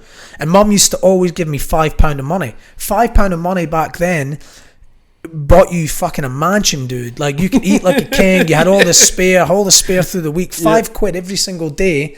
£25 a week is unfucking heard of, you know. You always had shitloads of money loaded up on the school card. Your mum did? My mum did, man. Every worked single day. Fucking ass off £5 every day she gave me, and there was people that had more than what we had who wasn't getting £5 a day, you know. But anyway, I wouldn't appreciate it though. I went back to my mum that night. I said, hey mum, I need some money for tomorrow. Your mum used to swear and shit around. Fuck, I gave you fucking money the other day. I fucking gave you. Anyway. So I get up the next day and there was money. Mum used to get up early. I don't know why this day she hadn't, but she'd left money on the fucking counter in the kitchen. Mum's still in there. I said, "Nah, Mum, I need more money." She's like, the last "There's fucking £10 there," you know.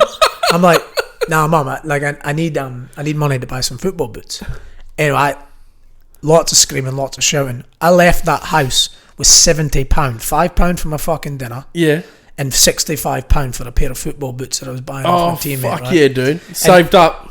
No, that same day. She went into wherever she used to keep money. Oh, really, dude? Yeah, man. And so, like, I wanted for nothing, man. What a fucking saint, dude. Honestly, I swear to God. A lot of money, eh? A lot of fucking money. A lot of money for like, you know, I don't know what my mum made. Fucking £150 a week or some shit. Fuck all. You know what I mean? That's a fair chunk. She's feeding family. She's you know, looking after us. She's doing everything. Dad would do the gardens because Dad was at home all the time. Yeah. You know, he'd do the gardens. He fucking done the gardens well. Beautifully. And that's where, it's the pictures I probably cherish the most, man. Is like seeing me out in their old school pictures. You know, in the garden, because Dad taught me how to put potato drills, we call them drills, but potato furrows in, strawberries, fucking everything, you name it. Like, we used to do self-sufficient, all that shit. You know, my kids will never be cycling or running or catching a bus 6 k's outside of town just to go in and do some normal household things and then have to get back out again. Has that been a big part of you being a dad? Like, how has your upbringing fed into you being a dad? Because I know that with me, I am totally fine with giving my daughters the exact same upbringing as I did. I had a great upbringing. Yeah. Do you know what? You sit here and you say, "Oh, I've had a great upbringing." That's a tough upbringing for me. That is a tough upbringing, and I'm not. Yeah, 100%. I sound like a cock here, but I truly like all I'm trying to say is it's fucking different locations. I absolutely was never ever in a rich fucking family. It's my dad's a brickie, my mum was a nurse. Very middle lower for where we are, but isn't it fucking crazy, you know, how you had to climb up on the roof and melt the pipes? You fucking just don't realise how fucking good you have it. Even somewhere here in Perth, even a kid right now, like even my kids would never know a simple thing like that. Yeah. Like jumping, you know, if I said to Violet, jump on the roof now and I just need you to pull this down, she'd do it 100%. She'd be like, what? Why are we doing this? Because you're so used to that shit. That's like the whole thing of it, right? Like, what are you trying to avoid? Not avoid, But what are you trying to give your kids? You've spoken to me and you've gotten emotional with me before as well, dude. What are you trying to give them that's different? Look, I mean, there's lots that I brought across from that, like, but you don't know it until. Excuse me. It's very hard to say no to a little fucking girl that's looking up at you with their beautiful little eyes. It's very hard to say no. But you know, I you know, Trish is Italian.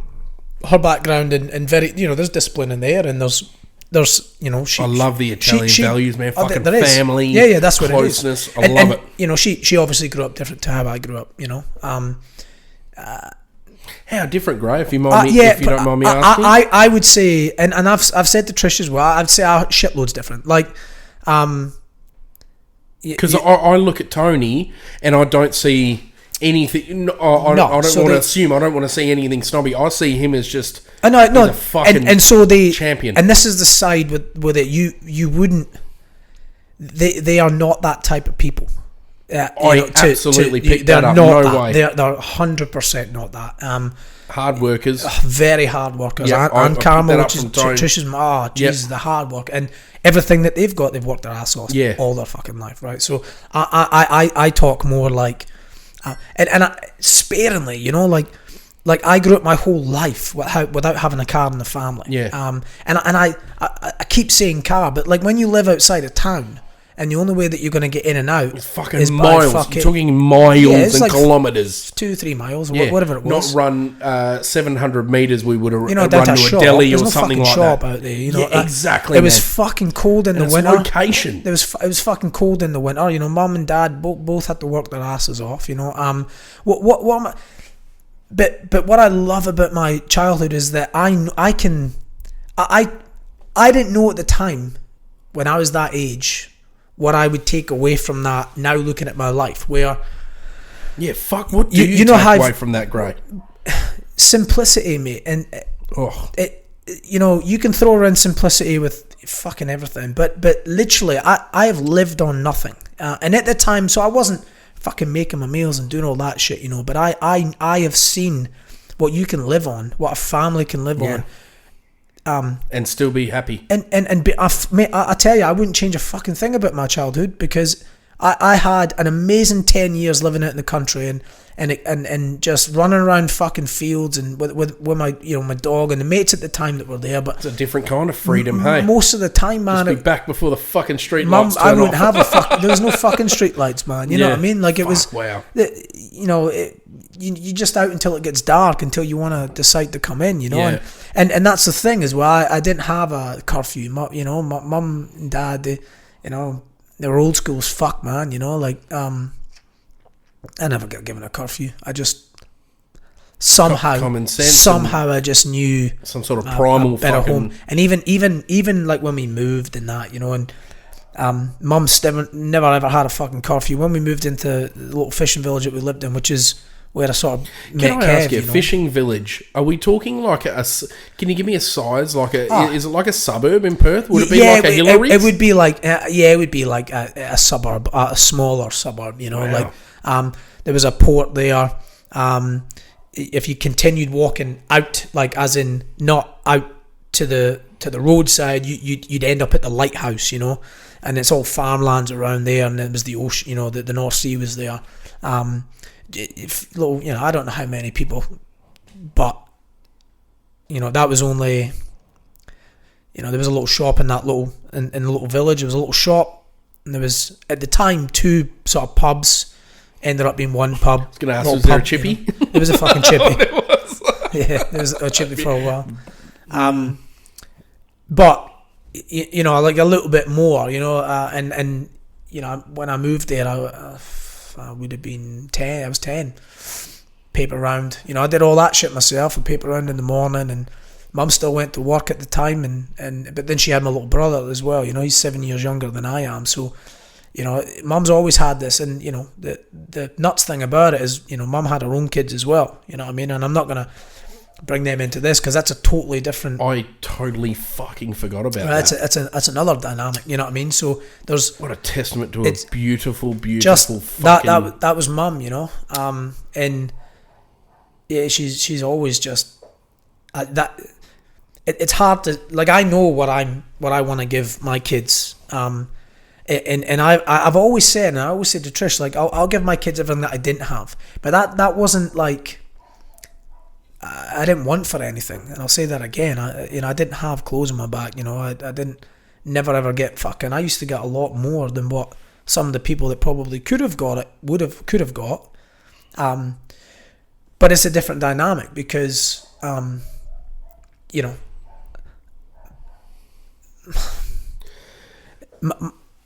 my like all my kids will always have just so much more than what I didn't have, except the one thing that they will always be taught, because of the way I've been brought up and the way I just generally think, I don't think mum ever taught me this other than, or dad ever taught me this other than subtly, that just happens in the background or when you watch, and watching things from the outside is, my kids will be disciplined. They're always going to have that. They're not just going to get to, we joking now, you're going to give your kids, when they're looking at you with the big puppy dog eyes or whatever it is, and they're cute as hell and they're asking for this. There's going to be certain things. There's going to be certain things where they just don't get it because it will, spoil them maybe or ruin them in that sense. When you're a dick, I'm going to come down hard on you. Yeah, but then, when I say shit that I'll never have, like, my kids will never miss out on going on trips and excursions. Yeah, of course, man. My kids will never, not get to go out and explore and see things. Never not have shoes or never not have uniforms or anything. I'll make sure I fucking work for that. But they'll also know the value 100% of what they do have. Right. I was trying to butt in and I'll never ever say to them, I never had. I'll never ever say that to my kids, right? Because we're in a different age, man. Like, like we're all, like, I'm certainly in a different age right now, and it's a different time. And my mum gave me what she never had, which is an education. Yeah, right. My mum and dad, so they didn't know they were doing that at the time. But my mum and dad made sure I wasn't coming out of school at 14 to look after them. Did you know at that time that they were giving you all that they could? Nah. Do you reckon you appreciated it? Nah. I fucking didn't. I'll be honest with you, man. Yeah. And I'm glad I have now at least younger. Yeah, and I tell you, I woke up when my dad passed away. I was 19 years old. 19? I was 19 years old, man. Oh, my God, dude, I'm trying to put my fucking head on your shoulders. If my old man died at 19, I'd be a fucking wreck. And dude, man, like, I remember I passed my driving test at 19, and I think I took my dad out in the car like twice, and he was ill by then. Not ill, I didn't know he was ill at the time. He was old. There was always things, but when he got ill, it was a really, really quick thing, and then after he, passed in that, like, I realised and again, it was just what my old man was like. He showed none of that up till 3 weeks before he, ended up getting ill and then passing 3 weeks later. Didn't want to fucking bother anyone. He fucking was out walking the dog. You wouldn't have had a fucking clue. Like, just that sort of mentality where it's like, I can't afford to not be doing something, or, like. It's that vintage grey. It is. It's like if they stop, they'll fucking die even quicker. Like because we lost a dog. Pussies. We lost a dog that he pretty much looked after.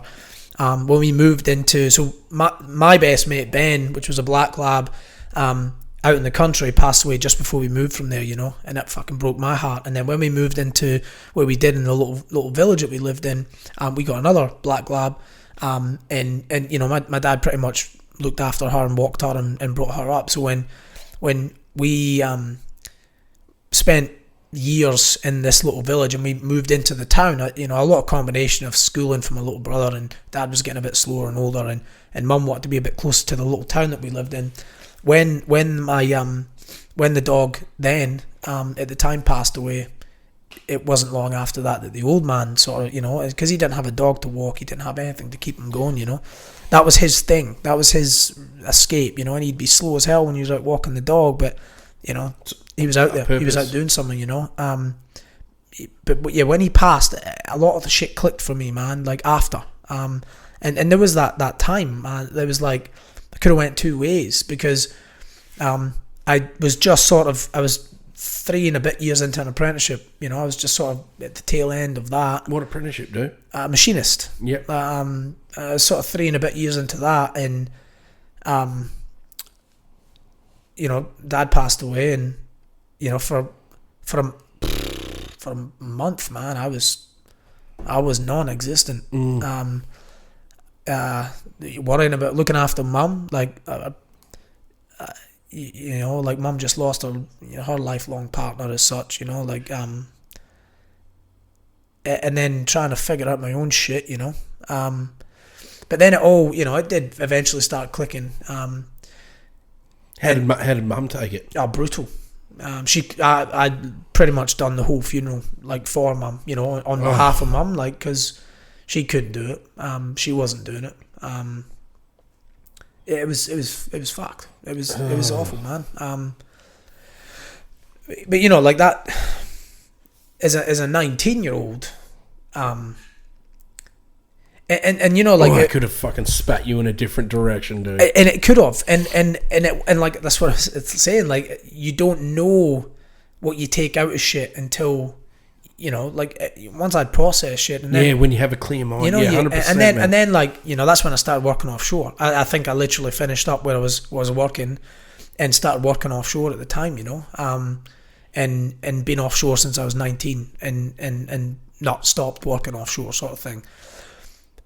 But it was like, for me, it wasn't like, there was many ways that you could have went. It could have ended in disaster. You know, I could have fallen in with the wrong crowd at the time. It could have been easily, in a small town mentality like I was living in, where all that shit was easy accessible. And I'll tell you right now, just on the juiced up comment, why that didn't trigger me at all. But I've never touched a drug like alcohol and coffee. Never fucking over-the-counter medication. Never touched any other drug in my entire life.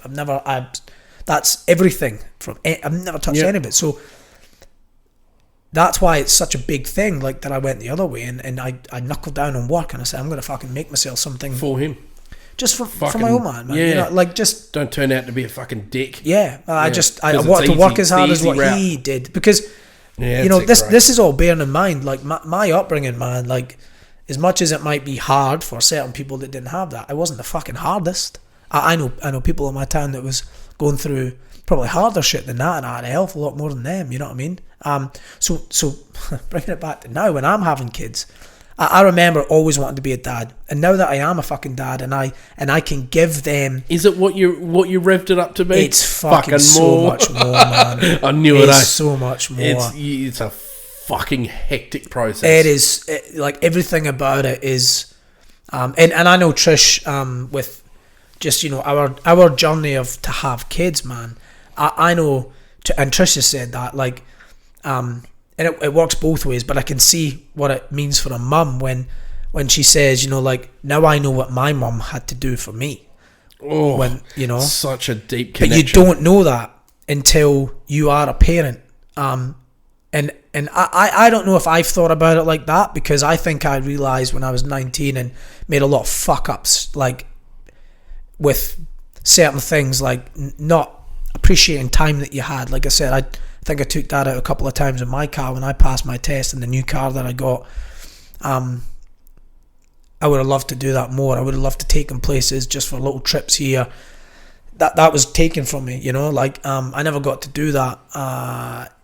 And then the whole grown up side, and not being ashamed, but wanting to not really, you know, be, you know, just all that shit, you know, man. Like, when my kids will never have that, I'll fucking make sure of that, and I'll do everything that I can to make sure Trish never has to work again in a day in her fucking life, so she can be 100% present at home with all our kids, whatever that might be. And my kids will never ever fucking know about that stuff. And I say this, like, it's hard for me because I have it. Everyone's got a past, everyone's got a history, and I have my mum and dad, and I'm fucking very grateful and thankful for the stuff that they didn't even know that they were giving me, what they gave me, right? But like, if you want to talk about, like, generational wealth and where a family starts. Because my family was a bit so broken and shit. I'm not saying I'll ever forget that, but the family that me and Trish now have, it kind of starts there. Like it will be a clean run from there. So not forgetting my past, right? Yep. Not forgetting who put me where I am ever.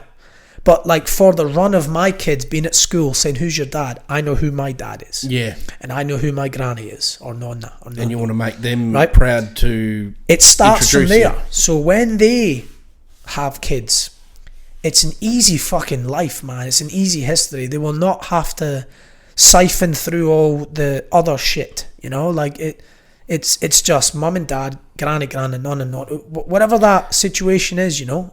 You just want to make it so that there's no ammo for any other. There won't be that. I will fucking not create it. And it's worse now. It is. It's worse now, dude. Fucking shocking. So it's like for us, it like that actual start of that family, not discarding everything that's went on. No, I understand. But it's for us now, for me, not for Trish, because she has, you know, the more of a normal, that solid structure. Yeah. For me, and what we bring as a couple and what we bring as a family, it starts now, you know. Well, and it sort of is like that, Gray, isn't it? Every sort of generation, like for example. Like even me having kids, it would have been the same thing. It's like, hey, I'm not disregarding what I've been brought up. I'm going to bring elements of what I've learnt as a kid. I'm going to bring it into better, right? what my wife has learnt from her upbringing, and we can find a compromise in between that'll hopefully make them 100%. You know, and mate, steer them in the right direction. If that's the whole. It's going to be better, right, than before. It has to be. Yeah, that's the whole of it. It has to evolution be. Thing, fucking well man. done, like, dude. What would we be doing? We can't go backwards. Nah, or even just staying in the same place. Fuck, I was thinking of sending Vi to fucking sort out some taters. Well, I'm thinking she'll be picking strawberries in the summer because that's what I did. She'll get an idea of what a little bit of pocket money comes from. Yeah, that's it. That was my thing. Like but it is that though. Remember getting your first fucking little bit of pay as a kid? Dude, man, my summers were incredible because I spent them.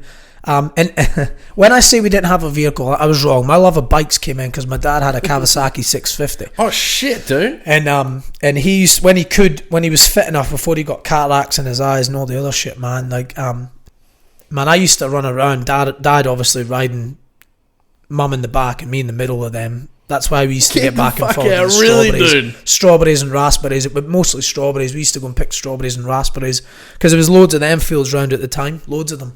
And that was where my pocket money. So my whole summer was either at the sports centre or whatever, doing all the sort of games and shit that they did there, or it was in the berry fields picking berries and that with a bunch of other mates, schoolmates. Because I had some really good schoolmates growing up that was sort of lived a little bit further out, but fuck, they were there the whole way through. I had some really fucking cool schoolmates, man. Like, as everyone does, but you know, like, you know, proper. They were there all the way through until I left school. You know, never judged you, never. Nah, fucking, not at all. And definitely never judged me, man. You know what I mean? Like, and not that they had anything to judge for, because at that time it wasn't like I was saying, "Oh, judge me." There was none of that. It was just, you know, their situation was definitely different. But that was my summers in the berry fields, and that's when Zara and my kids and whatever will never have to worry about that. You know what I mean? Different times for sure. But you're definitely open on talking with them about it. You know, and it definitely helps. Like, fuck, man. Literally me talking to you, I appreciate my upbringing. Always have. Absolute. I never wanted for anything. 100%. I didn't, man. I always had. Fuck, my old man tells me all the time that there was like times that in his upbringing where go to school barefoot. It's like, I mean, you that's just nuts. don't fucking understand. Not at I'm talking. You're looking at me like that, and I totally agree. I don't understand what it's like to hop on a roof as a young kid, and I just don't, man. But you know, the funny thing is, man, is like that just became what. You know, we had the norm. Single pane windows, you know, that used to frost up. You know, yeah, like, gotcha. Fucking cold, man. Like, but that was like, yeah, or if in a way, sometimes it's beautiful. Well, it is, and sometimes when you had the fire going, if the fucking chimney caught on fire, That's another fucking thing, you know, like the thing that's keeping you warm and giving you heat and hot water in your apps. Playing up on its own. And then the own. fucking chimney catches Fucking on fire thing. and you're up there with a fucking chimney sweeper trying to clear the thing out whilst it's fucking... I think it's your accent that makes honestly, it fucking it's hilarious. but again, I loved my like it made me who I am. Exactly, dude. And us as parents, like now, dude, is just about getting better and you know, putting ourselves in that position, you know. And do you know what the funny thing is, Gray? It's people like me, people like all the other boys in our crew who reap the benefits. Yeah, because we've met you when you're in your fucking prime, dude. Peter, I'm fucking not even at my prime, mate. I'm not there. Nah, I don't know, man. No, it is so, man. Right now, being a bit like off my feet at the moment with this whole fucking ankle and shit. You know, even that, man. Like you take for granted just general walking around. You know, it's like when you. Okay, I broke my fucking leg, but it's like when you you know, you sprain your neck. You know, when you've got that sore neck thing, you can't fucking turn. Slip the neck on the wrong way, or and then everything is harder for them 3 or 4 days, and you're like, you appreciate it when you get it back. But then everyone forgets about it when it comes back, and they just go back into normal shit. You know, like spot on. You know, like, but that's and like this is going on to even more, but like Kev, my best mate back home, when I told you earlier that, you know, we have this bond that will never change because his upbringing was that he was brought up by his grandparents as well. In the same little village that we were in. Now, in a different way, because, you know, he did have contact with his mum, and he eventually, you know, more recently, you know, had contact with his dad and that, and all the sides that come with that. But growing up, man, you know, in that little village that we had a playing field there. There was a school and that we went to there, you know, and then a little playing field outside there where all the sports and that was done. But there was a couple of football goals and a little community centre thing there, and that's where me and him spent our time growing up, doing the same things. But we had the same upbringing, man. And to meet somebody like that, about the same age, and Kev's 4 years older than me. Cling on, man. You go through it all together. We went and man, that's why that I love that man. Like he's my best. He's like he's a brother, like 100% a brother. And because he's been through that shit, he knows. And you know, we had the same upbringing, same sort of thing. And all these little fucking things in the way, you know, like both came out of it all right. You know? Because he's doing well for himself as well. You know, like, is he? He's in the oil and gas as well. Is he really? Yeah, and he's doing a bit.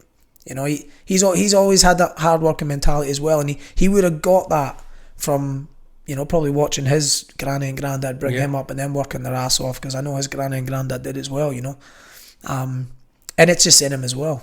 You know, like there's so much that you can see.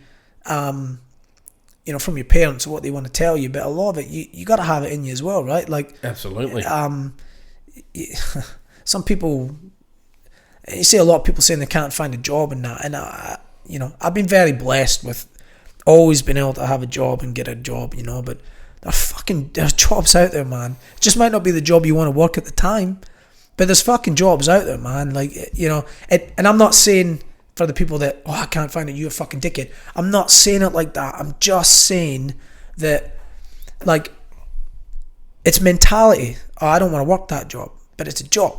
You know what I'm saying? Like, so I've got a big opinion on this. I would do that, man. Like, you know, fucking, if I lost a job in the area that I'm in, man, and I needed to put fucking shit on the table and make ends meet, guess what? You know, I'll go and pick up a job doing whatever the fuck else I got to pick up a job doing. There are jobs out there for everyone. There's some jobs nobody wants to work. And then, again, I can't speak too much on it because I'm very blessed and I've never had to be worrying about that situation. But, you know, you can be taught stuff and then the rest of it, you got to... Without even fucking knowing, too. And then it's in you, man, like, and your mentality of how you want to look at it. And I want to get into that more, because I've got it marked here. You would have heard the pen scribble. Yeah. Is it proper time? Is it time for proper? Trish doesn't know what proper is. Let's do it. Sorry, Trish. The right strength. I hope I haven't pulled poured that too strong, mate. Let me know. Breathing friggin' fire. Nah, fucking. Give me some more. That's weak as piss, bro. You should let me do the drinks next time. Yeah, I'm sorry. No, it's not. You were saying that you were protecting me from Trish, you know, going home fucking with no crutches or walking. Yeah, that's it. I'm a good guy. Hand standing on top of the crutches. Trish, look what I learned at Pizza House. I'm a good guy. Not a bad influence at all. Not at all. We were just talking about your mate Kev. Yeah. And I wanted to know more about him. Where is he? So he's back in Scotland. Oh, okay. In oil and gas. Yeah. So I'll be honest with you, I don't know the company that he works for right now. All I know is that from the last talk that he was down in London for 3 weeks with the big wigs, rubbing shoulders with the big wigs, doing some course down there. So anyone that travels down from you working in Scotland in the oil and gas, even if you're just in the office, which I know Kev is, if you're travelling down to London for 3 weeks, it's a big thing. He's rubbing shoulders with the big wigs. So he's got to be rubbing shoulders with the VPs. And before you're doing that, and they're doing a course with you, I'm without asking him, it's going to be some businessy, management-y sort of coursey thing. Again, 3 weeks. Is that what he wants? You know, he's always been hands-on, man. Like, he's always been a hands-on dude. And he gets in there and he gets it done. And he was offshore for many years. Mm-hmm.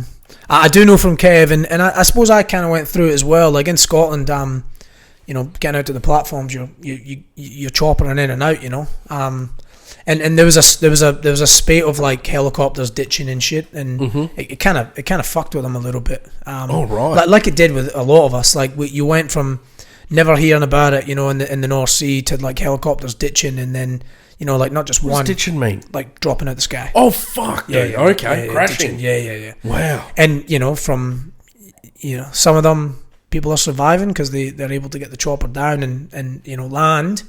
Other times it's like head first type of thing. It's just, you know. And so it fucks with you. Like it fucked with me, and I know Kev struggled with that for a long time, man. But then he persevered with it and he went back offshore. But then he entered, you know, whether he wanted to or he fell into it, because he's fucking good at what he does, you know. He went into the office, and I don't think he's looked back since. And he's moving up, man. And has he got a family? He does. Yeah, he does. Yeah, beautiful. He's got a little girl, Rosie. Yeah, what a lovely name. 10 or 11 now. Yep. 10 or 11. Wow. Okay. So same age? Is he same age? 87? He's 4 years old. I think he's 83. Okay, 83. Yeah, gotcha. But like his missus has got a couple of kids as well from a previous relationship, and they're just the most beautiful little girls as well. That's a beautiful thing, not so little anymore. Like they're teenagers now, and Rosie's, you know, little couple of years behind, but he's got his hands cut out from. That's a beautiful thing, isn't it? The step parent thing. Yeah, it is, man. Taking on kids from someone else. You know, I'm looking forward to speaking to you about that, Robbie. Right.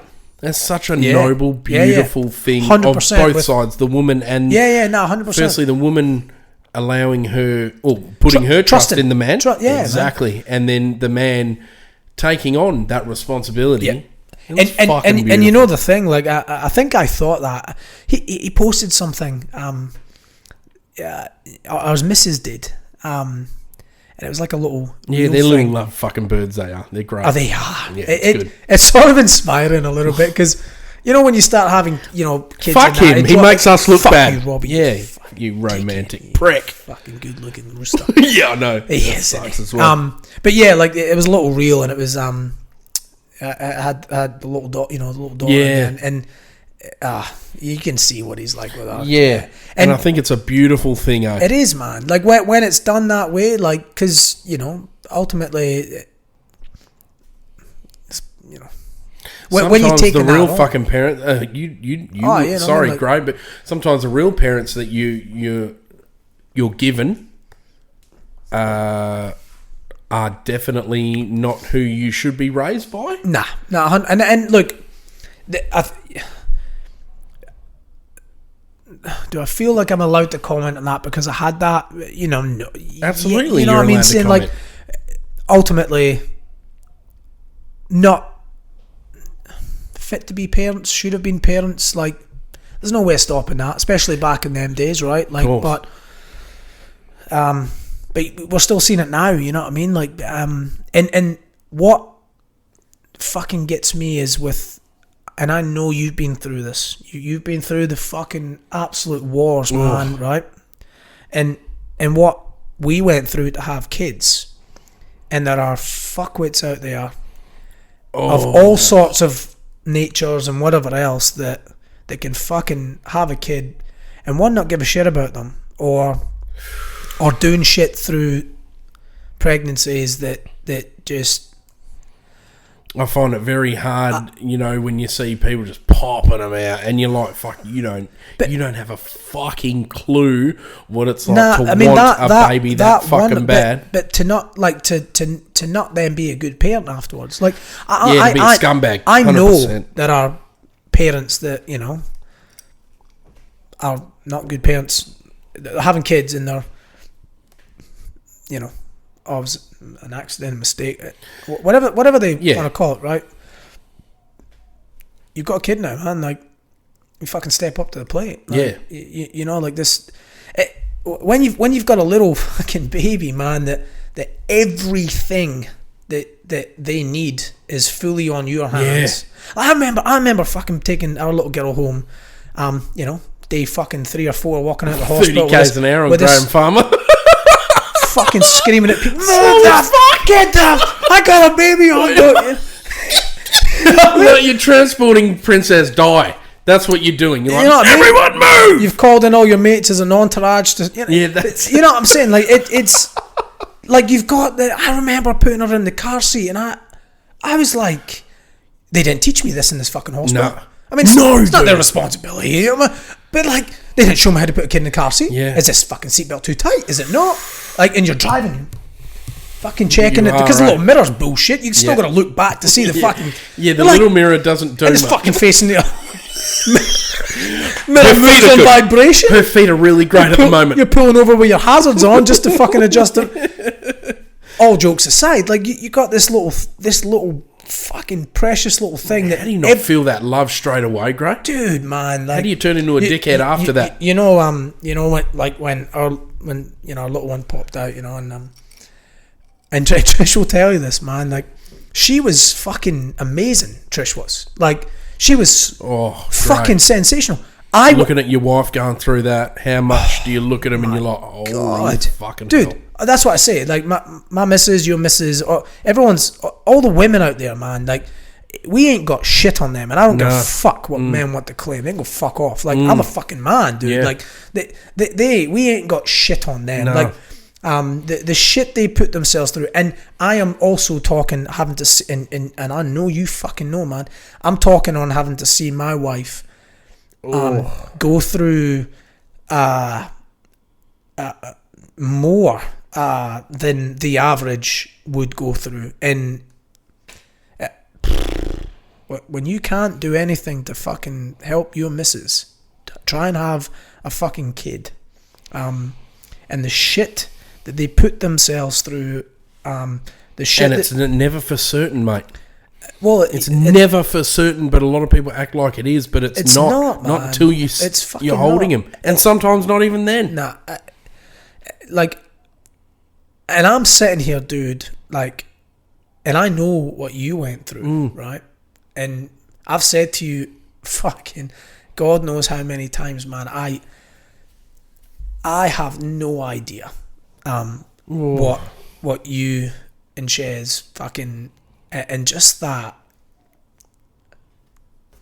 I can't even put that to words, man. But it's all fucking, I've you go through everything, you grieve and shit like that, but one thing I honestly can't get rid of, but I'm trying to still make it a positive, is fucking, I reckon there's a lot of dads that'd be listening right now that have lost a kid at that age, like it was nearly term, and you're thinking to yourself, like, you imagine that feeling when you deliver a baby and there's no sound in the room. It's fucking silent, fully silent. No. I could never ever fucking forget. It's like deafening how fucking crazy that is. You know what I mean? But you know, but then Gray, you literally have just walked from the room of my happiest fucking time of my life, dude. Look at it. But you do what I do, and I know you fucking do it. And you can tell me if I'm wrong, but you do what I'm doing. You'll go, but look at what I've got now, right? And why? There shouldn't be any other fucking way. And I think that at this point, it's probably a natural way, and to deal with shit. Yeah, whether it's healthy or not, I don't know. And it might not be. And fucking, I know. I certainly. I just know when, and this is like this is why, and I can only speak on my wife, right? This is why I know she is something that I'll never ever fucking be, right? So she went through all this shit, right? And I'll speak openly, like miscarriages. I wanted to speak about your journey, dude. Can you? So, we had four miscarriages all up.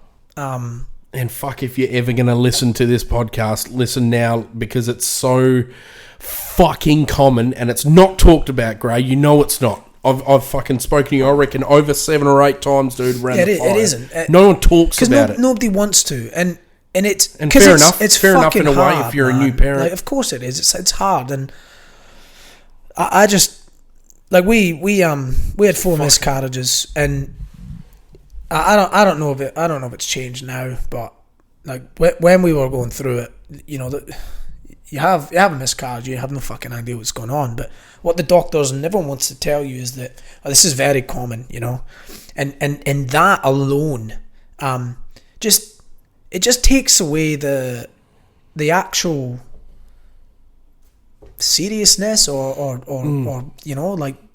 Just because you haven't held them or anything like that doesn't mean you haven't fucking developed feelings and 100%. and had fantasies of what it's going to be like, and then all of a sudden that comes and it's fucking gone. stabbing and it's and gone. crashing down. Crashing down. And I mean, it is common, right? Like, what do they say? 1 in 4, 2 in 4. Yeah, it is. People I believe have miscarriage or something like that. Well, see, I look at it like we're 4 and 4, right? Like, so. It's not just fucking common. It happens all the time. So I know there's a bunch of people. At one point, it was 100%. For us, it's 100%. Like, and so I know how I felt through them, and this is on mental. I'm talking mentally, right?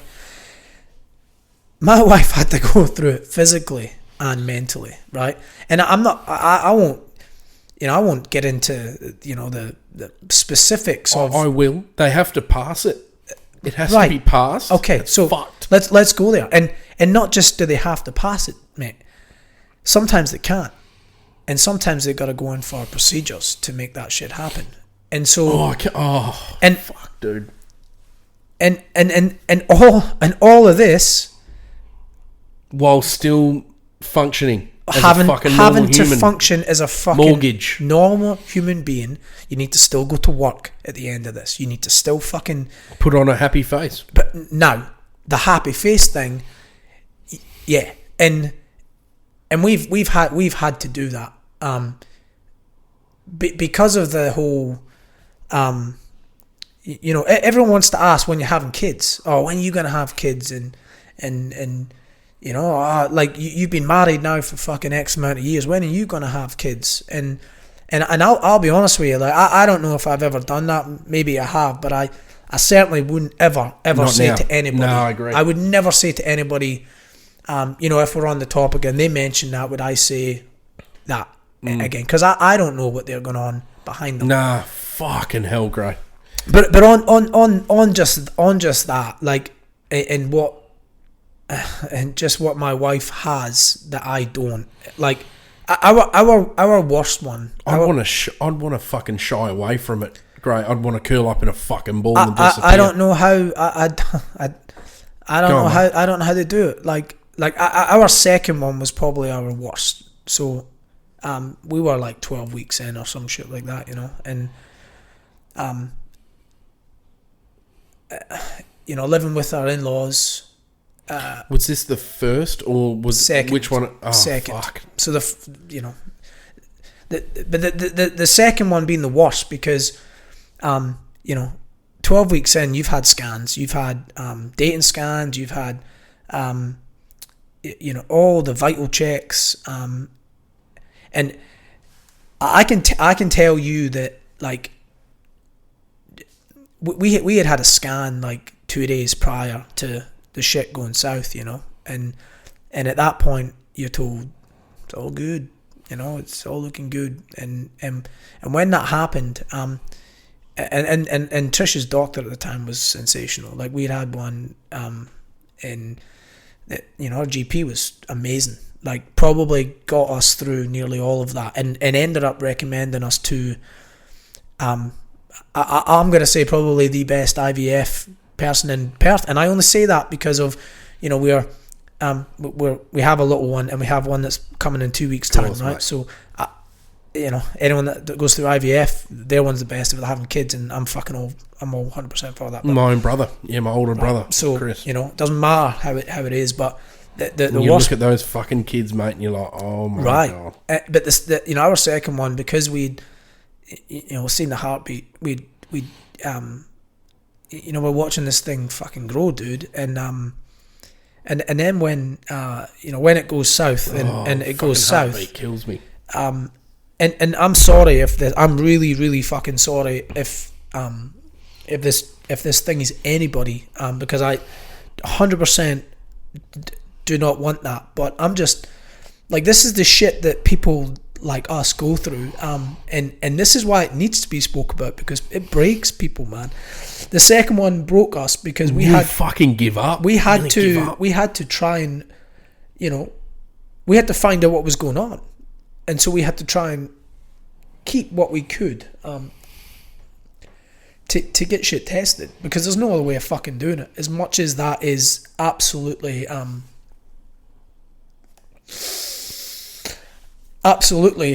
whatever you want to call it. But we had to try and see what was going on, because they tell you 1 in 4 is what it should be, and at this point we were 2 in 4, and we went on to be 4 in 4. And I know when we were going for it, you could not get any. I don't know if this is how it is across the whole board, but you had to have had, I want to say it was 3 miscarriages before you'd get. There's a fucking threshold, really. And it's now since went to 2. But when we were sort of like, well, what the hell's going on, man? Like 1 in 4 is common. No, maybe 2 in 4. Okay, so now we're going to have another fucking test for everything, please. So, it was 3, and I think it's now 2, which I'm fucking glad it is, because to wait for 3. I know. Honestly, man. You almost fucking talked out of it. You almost like, nah, fucking forget. We were like that dude at one point. Right. And we're like, nah, forget about it. I mean, and I'm talking, I didn't have to go through this.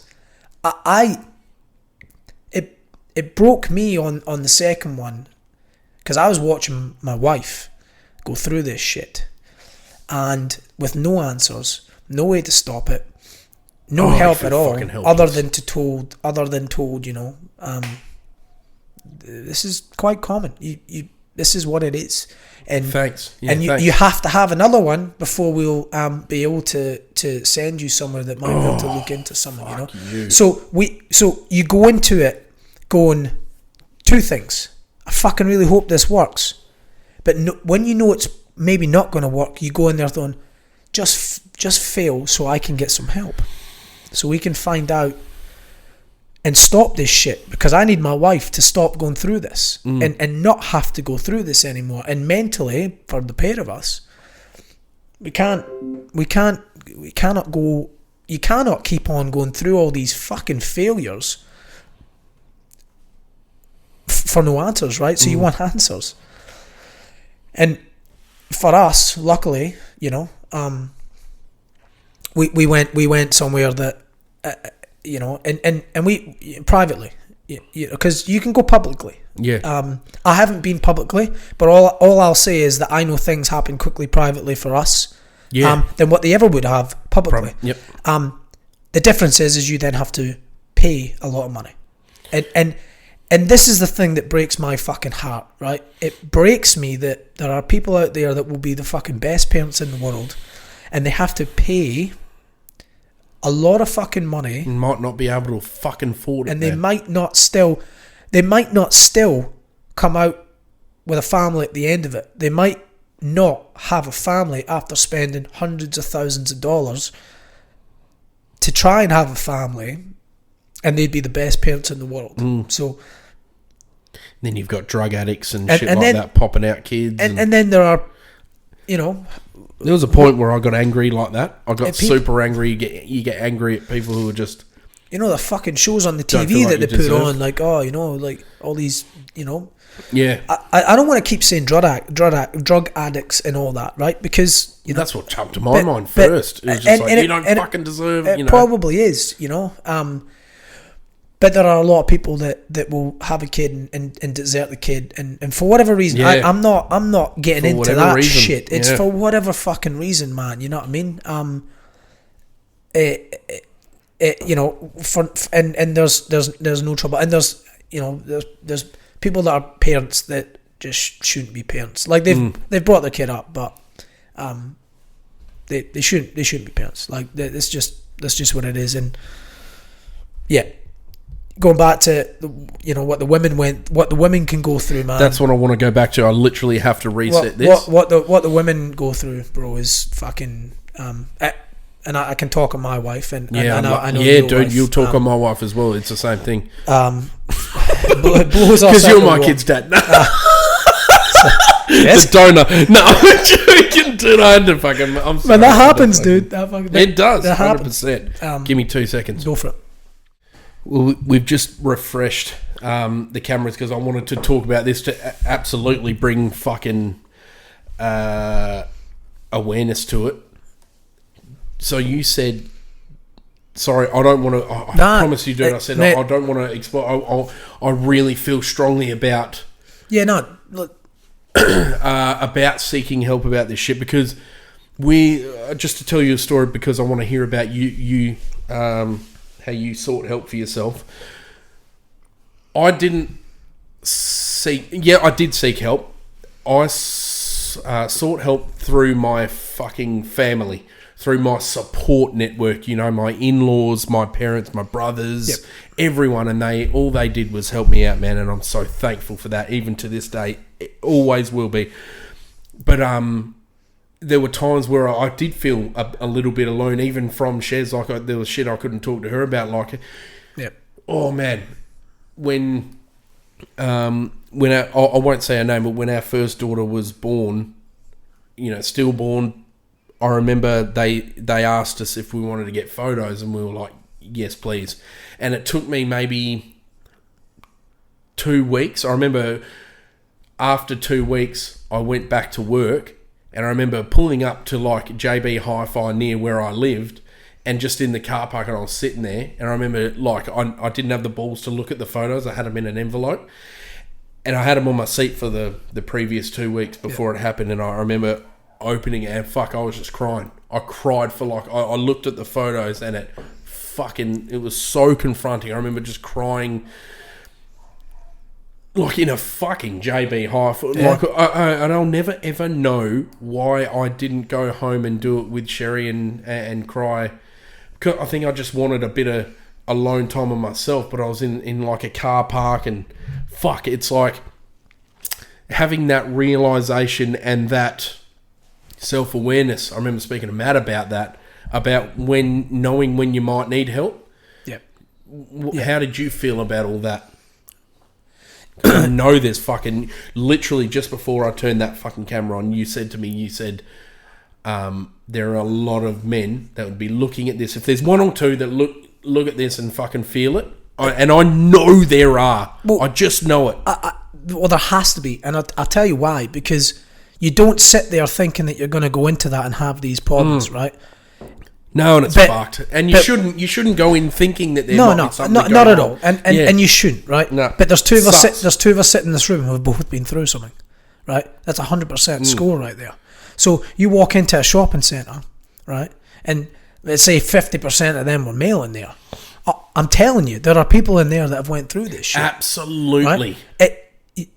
And that's why, a lot of shit changed. Not that I wouldn't have had it in me anyway, but to not, I don't judge anybody now because I don't know what the fuck they are going through, right? And I'm all for ripping the piss, and I'm all for this, but I see a lot of stuff that I'm like, man, like you're ripping the fucking piss, and I love ripping the piss, and I'm talking like, not just like memes and shit. I'm talking like, like, because you can get triggered from fucking, and this is what people that haven't been through it, and that's not their fault, right? They won't ever understand why somebody can get triggered from being pregnant when it's a happy time for them, right? Yeah, I know. Yeah, and it almost sounds selfish on our behalf, right? But we all have different triggers. Like, for me, I didn't necessarily get triggered from somebody having going through a pregnancy. No. It would be more like when you see them with their kids and that, and then you're just thinking, I wish that was me. Yeah, you're fucking longing for it. I know Trish probably got triggered with a pregnancy sort of based thing, and that might be more of a female thing because they experience things that we never experience with going through a pregnancy. It's a different type of bond, do you know what? Seeing I need to say this as well. After having such a horrible experience, the next pregnancy after that, it's very anxious and it's a nerve-wracking time. Everything. But it's also it's so beautiful in those moments when you see them, see kicking. It's something so simple that every parent who hasn't gone through it would be like, oh, that's beautiful, that's part of it. Whereas it's so fucking special. Like, and you see you stand back and watch them enjoying it. Yeah. You're like, this is fucking beautiful. This is how I wish it was. Yeah. Exactly, but it's not. But it wasn't. With us, it was scans every week, right? dude. And that's we've You've been gone through that. You know what I mean? So fucking oath, man. But like the trigger side, like and you in a car park, it doesn't fucking matter where you are, and I know. Oh yeah, dude. Yeah, you just. I know, like because I went and spoke to somebody, and this was after being fucking pushed by my missus, like after our second one. And just that whole experience, and I said to my missus as well, like maybe you should do it too, like because that trigger thing was happening. It happened a lot, and not even like because within the family circle, people are having kids, and you're always like, well, how can she have it, like. Whether absolutely not being nasty and not being, like a bitch about it, a dick about it. No, but it's just like you just naturally go, well, you're in a family circle. I could be as good as her. Why can't I have that? Or just like you see a fuss or something being made about that, and that might trigger somebody going, well, will I ever have that? Will that be me? And again, it's not you being a fucking jealous and like you've got a nicer car than me. No, it's not that. You've got fucking more money than me. It's not bitterness. It's not that. It's just a bit of sadness. It's a grief that will never go away, no matter what you do. No. Right? And so, like, I know for me, like, whatever tripped in my head, because it did. I tell you, when it happened, when our second one happened for us, we were building a house, and we were living with my in-laws, and the reason why I've never actually confirmed it with Trish, but I reckon the reason why she pushed me as much to go and just speak to somebody, and you touched on it earlier, man, when you said, oh, like you maybe wouldn't speak to Shez, missus or whatever, but you were by yourself, and why wouldn't I just go and speak to my missus, and we were building a house when our second one happened, and living with the in-laws, and I absolutely fucking dedicated my time every single day. I was leaving early to go we were at lockup by then, and we had like some of my own trades sort of coming in to do things, I'd go and spend the whole day at my house, sitting there, making sure trades were coming in, trying to push trades, pushing on. And I'd get home and I'd be shut off. I wouldn't speak to my missus. Certainly not about any of that. I wouldn't be a rude fucking prick. None of that stuff. You know, I don't think it was. And if I was, I'm fucking sorry about it. But I would go out early, all day fucking at the house, trying to get shit done. Home, eat, shower, and repeat. Yeah. And I would do that. I did that for like fucking 2 months or some shit. You know, we moved in December, and I think we got the keys in like October, so I spent the whole of October and November just doing that shit whilst I wasn't working, you know, because I was obviously working away still. And you don't realise it at the time, but it's your fucking way of dealing with that. it. That's what, and my missus obviously recognised that, and she said, did she? Yeah, that's fucking beautiful. Yeah, she did. Because I changed, man. Like I say, like, you know, some people get aggressive, some people get fucking, you know, whatever. I just shut down, and all I wanted to do was get into this house, because maybe it was something that me and my wife could have that could be away from everything. And this is no disrespect to the situation that we were in at the time. No, I know but what you're saying. Whilst we were going through a grief that nobody else would understand, because nobody else had been through it, I couldn't get help from them. I don't have my family here in Scotland, right? My family is my wife, my kids, and then subsequently, like, that's my direct family right now, your net, right? Your safety net. And subsequently, you know, as a secondary thing, there are my in-laws and my, you know, my brother and my sister-in-laws and my brother-in-laws and all this shit. But I ain't gonna speak to them about that. Like, that's just me. Some people might, even though some they people would might have be able said to. to you at the time, please, like Tony, I can imagine Tony saying, "Sit down with me and talk to me." 100%. It's a personal thing. You got to do it in your own time. I think I just made the decision that, like, well, you haven't been through it, so you're just going to say it's all going to be okay. Yeah. Right. And what did you want at that time, Gray? If you were going to speak to someone, what did you want? I don't know. Yeah. You don't know. I think I just wanted to be alone with Sherry. Well, that's what I'm saying. The situation that we had was that, you know, we were grieving by ourselves because nobody else could really relate. And again, it's not their fault. They'd never been through it, thankfully. And honestly, I don't have enemies. I don't hate anybody. I wouldn't wish. I honestly wouldn't wish fucking hurt or any of that shit on anybody that I hate now. If I hated somebody that bad, you know, like I fucking would. I wouldn't, man. Just because I've experienced hurt. I've seen hurt in my fucking best mates. Yeah. And it can be a hurt of whatever. It doesn't fucking matter. Like, exactly. It doesn't matter what it is. Anything. It's not good, man. Like, it fucks people up, man. Like, it does. And so Trish recognised, my missus recognised that in me, and that's so beautiful. I dedicated my time. That, dude. I dedicated my time in the house and wanting to get that done. But that takes its toll. You're staring at fucking an empty house, echoey house. You got people working around you. I'll be honest with you, I don't know how I would have been as a company person to them if I was just fucking sitting there I had a fucking camp chair in the middle of my fucking house, in my living area, sitting shooting there, off emails, following up stuff, chasing up stuff, burying yourself in it, calling people up. When can you get in early? I'll pay you more. Yeah, like all that shit, man.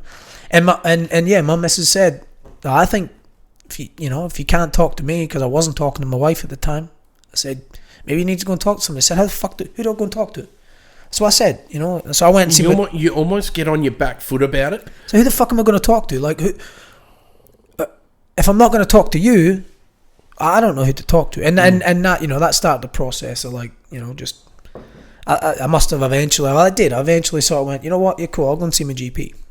You know, I went to see my GP and said, look, this is the situation. This is what it is. And obviously, fucking big, man. That's big. I'm sitting there, you know, like, and especially for you and your upbringing, you know, not wanting to impose. Nah, man. And this is where me and Trish are very different. And I'm like I was brought up to be a bit more like that, you know, naturally, just standardly, because I did it by myself, you know, and Trish wasn't, you know. Trish Come on, get on with it. Yep, Trish had that, and yet I'm the one sitting in front of a GP or specialist, whoever you go and see, workmate, you know, at work there's always, you know, the you know, those people that you can speak. I'm the one sitting there telling, whoever it is, a stranger, look, like sort of. This is this. Ultimately, you go in there and you explain a story, right? Yeah. This happened. And he goes, oh yeah, cool. And then you've got to say, I think I need to talk to somebody about it, And I'm a stubborn bastard. I'm stubborn as... You ask my fucking wife, man. I'm a mule. I'm stubborn as a mule. And so you're sitting there for like that second or two, like, yep, yeah, this is going on, and he's sitting there going, I know what's coming, but you fucking need to ask for it, because if you ain't going to ask for it, man, you don't want to be there, right? And is it going to do anything, right? And I mean, you showed up, and then you got to say, fuck, I think maybe, like, who can I talk to somebody? Do I talk to you, or do I talk? And they put you onto that person, and the person that you speak to.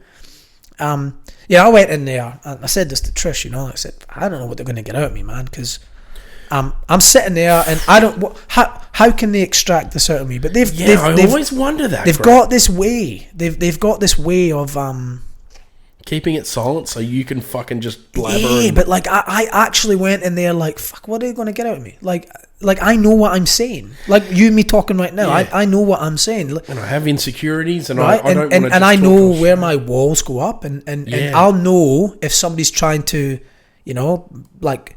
But it wasn't like that. Like I'll be honest with you. Like I think I did 3 sessions with this woman.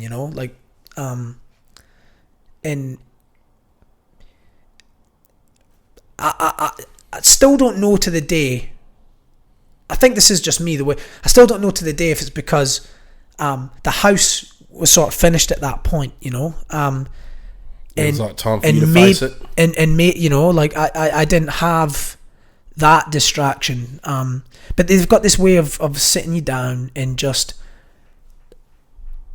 almost like what we're doing, but except they don't know you, right? So it's more general. It's just a bunch of questions, and then they finally ask a few questions on the subject, and I guess they watch how you respond, and they've got all these things that they know. Well, he shuts down to this, so we'll find another way, and then they just work at it, and I did 3 sessions, I think it was, and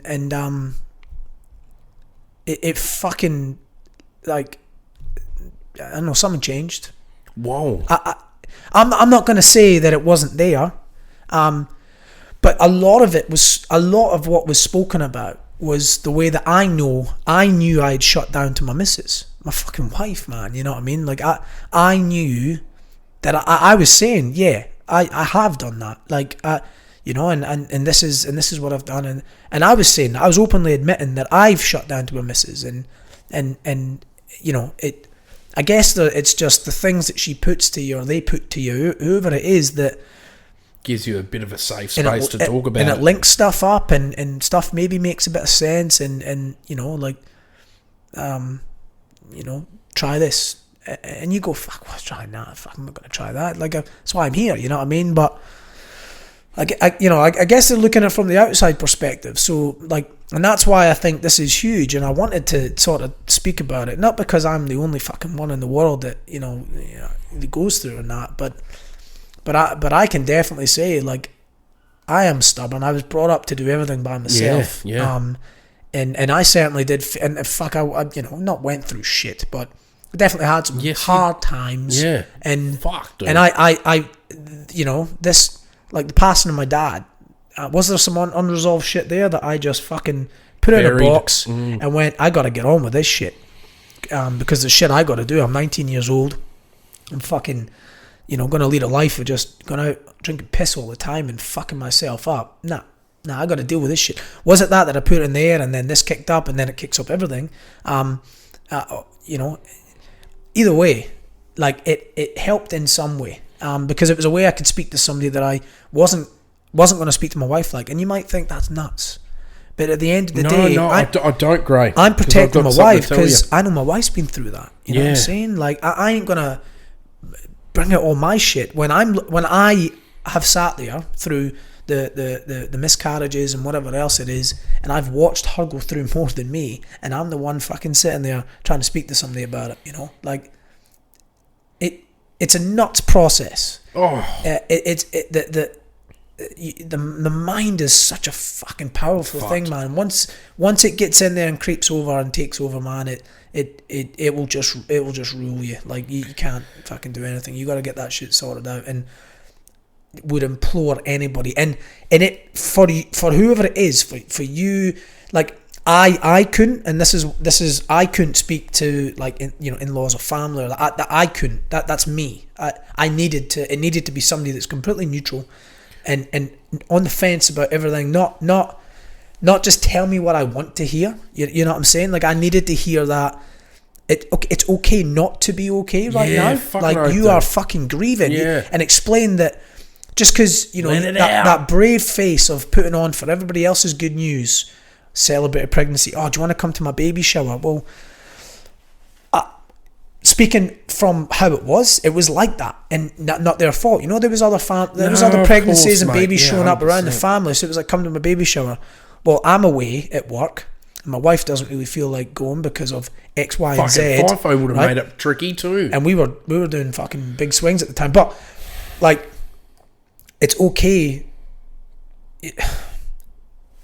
to not have to be in that space, because you putting a brave face on for somebody is just doing yourself an injustice, man. Like it doesn't. Fuck, well said. It doesn't help. Like it might help in that family circle side where you're doing the right thing, if you want to call it the right thing. Detrimental to you, it doesn't help you. It actually will put you back when you're sitting there celebrating what should be celebrated. Like I'm not, it 100% should be, but it's a hard one to tickle around. It is, man. But it just should be better that you shouldn't be in that situation. Don't put we just wouldn't put ourselves in that situation to make it worse. It will still go on. And we're still fucking stoked for you, like real stoked for you. It's just that we're kind of battling something at the moment. And, that's it, man. And we love it, and we'll be there. We'll always be there. But we got our own shit that we're dealing with, and it won't help. Maybe us ruining your day if we can't control what we're like. And don't want to bring a bit of a downer, even though everyone there knows what you're going through. You know what I mean? Like, and then it's the awkwardness around there, and the people want to say something, they don't know what to say, and then you end up having this. It worse. You end up having this fucking awkward chit chat, and it it's just forced, and you appreciate it. Fucking hell. You appreciate it. You go, I know what's going on here. They don't know what to say. They're scared to say something that might set us off. And you go, I get it. So then you end up shutting it down, and then what? Nobody talks to you. Nobody wants to say anything. And I'll be honest with you, man. That period needs to happen though. It needs to happen. 100% needs to. Yeah. And we've been there. Like I've had people say to me, like, so glad that everything worked out, and you've got a kid now, so we can actually talk to you about it now, and we can talk to you about it. And you want to say, you can fucking talk to me about it when we're going through the shit, because it might have been a little bit more appreciated. People want to show up when the shit's gone, and they think you forget about that. It doesn't go away, man. Right. It's like it's like a death in the family. It's like whatever it is, it doesn't go away, bro. Great. That's fucking beautiful that you say that. It ties on perfectly what I wanted to summarise it all as. My experience through losing a little one near term was my family handled it our family handled it so beautifully. I truly thought through the whole process, me personally, that I had people there. If I wanted to sit down with my father-in-law, my mother-in-law, my older brother Mitch, or my oldest brother Chris, or my dad, if I wanted to sit down there, they would drop every fucking thing they had to come and talk to me. But they knew that they had instilled in me that we're here for you. But like I remember Mitch, my middle brother, he goes, "Oh, dude, my boat, hook it up to your fucking car, take your wife, take Sherry out, and just go for a drive down the river, mate." And we did it, and it was so much more therapeutic than you'd ever think.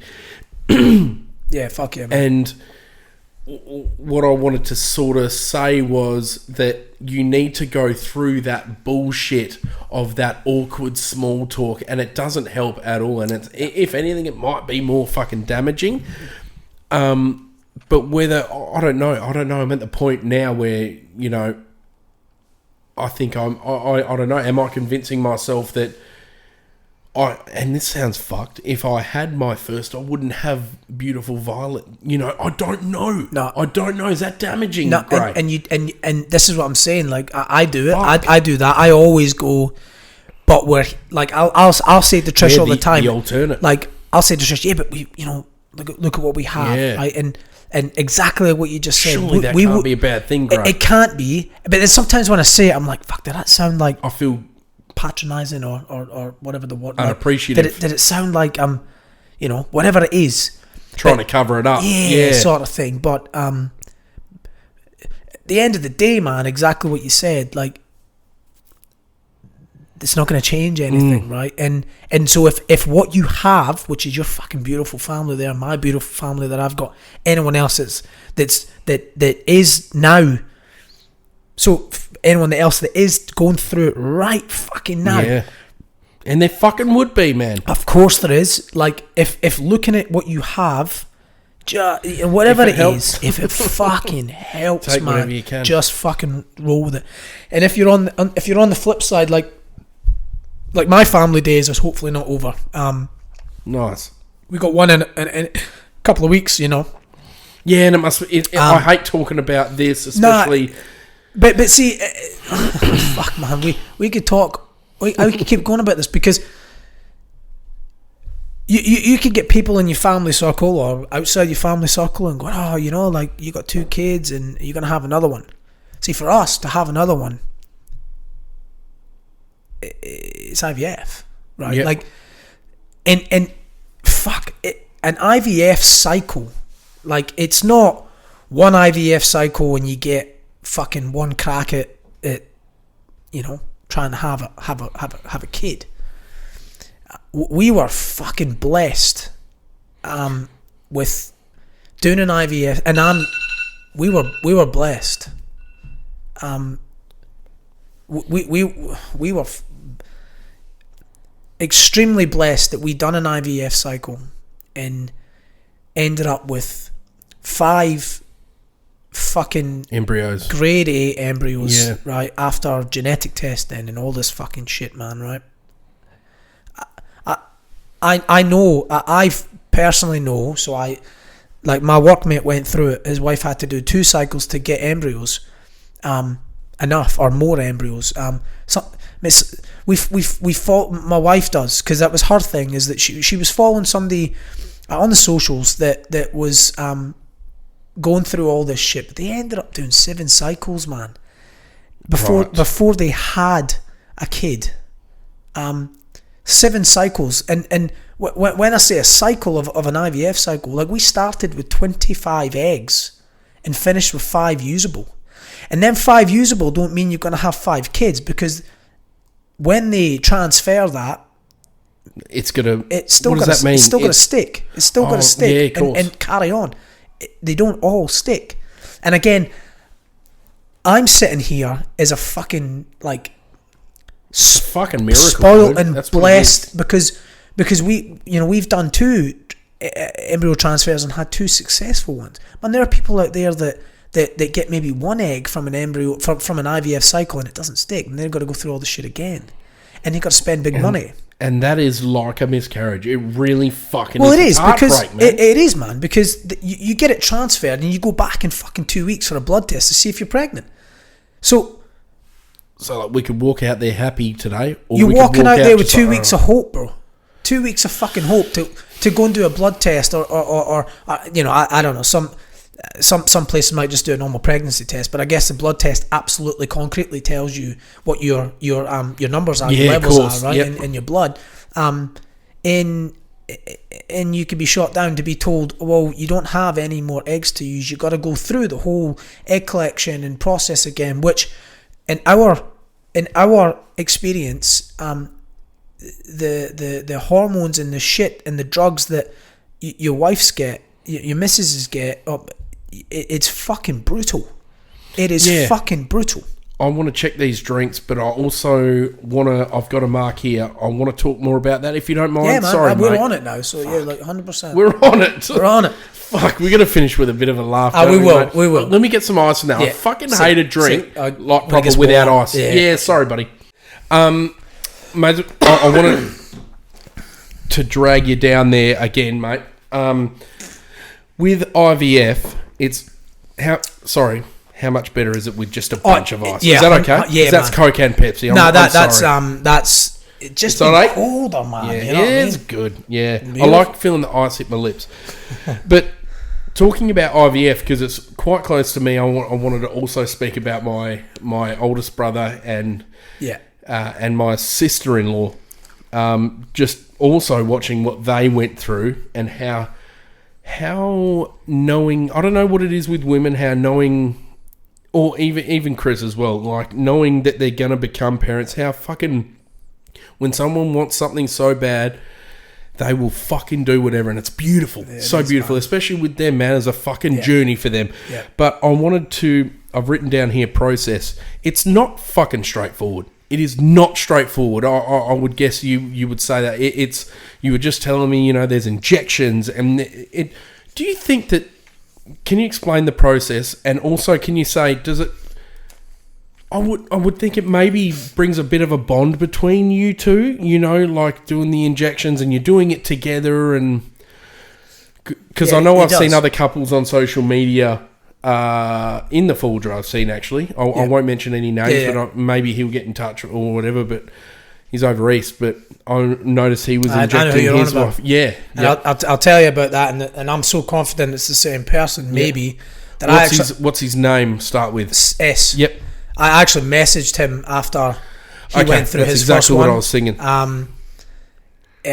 And I remember fucking watching, what he put up. It was a beautiful, beautiful video. I really enjoyed it. I was didn't enjoy it. We were in that process at the time, and I remember watching it, and I think Trish had went to bed, man, and I was sitting there in floods of fucking tears, and I fucking went straight on. Never spoke to him before in my life. I messaged him, and I just said, man, for whatever I fucking said, and he was fucking sound as hell to reply back and sort of whatever, and I know who you're on about. I know exactly the fucking video and everything that you're talking about, and but no, the process ain't like, oh, we're going to do IVF, sunshine and then you're going to be fine. Take a pill and you'll have a fucking baby. You know what I mean? Like 9 months later, you're squeezing out a baby. Like the truth in it is that, every clinic or specialist that you go to will treat things differently. I guess the clinic or the specialist that we went to see, they look at both people. It's not, and this is something I want to mention, because we actually had a fucking scenario, right, where I don't want to say too much, because I don't want to say like fucking I hate you for this, but we were a family doing where we got presented with that question of having kids, and I responded, because Trish always, she doesn't want to enter that conflict, or she just, When's her birthday? Trish's? Yeah. August 19th. Okay. No, I was just checking the Libra thing, like. What are you? I'm April the 4th. Oh, that's right. Same year, but not the same month. Yeah, cool. But April is what's the star sign? Aries. It's cockhead. Oh, okay, sorry. The Ram. Yeah. Maybe that's going to be my next car. Brother. The Ram. Fuck off. Nah, fuck that shit. Sorry. Yeah, no. So we were in a to just swing a little bit. We were in a position where family do, and talk. Oh, when are you going to have kids? I've pumped up my chest. Went, oh, here we fucking go. Now this is from the most innocent person that you would never ever expect anything to come from, in a nasty way. For them, me to respond, we're trying, we're having a few troubles at the moment, to get the response of, whose fault is it? Oh, fuck. In those words. Not those exact words, but that is what was meant by the next question that followed, like, whose fault, or, who's got the trouble. In that exact situation, I was in no position to cause a scene. Bit of an insensitive question. It's a would you say that? Fucking insensitive question, all right. And I was it's a nice person. Yeah. No, like there was no like I expect malice. that from you. Yeah. But I was in no position to make a scene at that time, and I was fucking enraged, and I can't remember what I responded. But I walked away pissed off. So that's why I just wanted to mention that, because, like I say, the specialist that we went to see was like, let's take both people.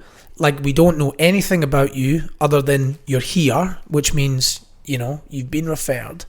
And we're going to fucking run you through the mill. Your health, your history, the fucking paperwork that you got to fill in about health and previous health, which...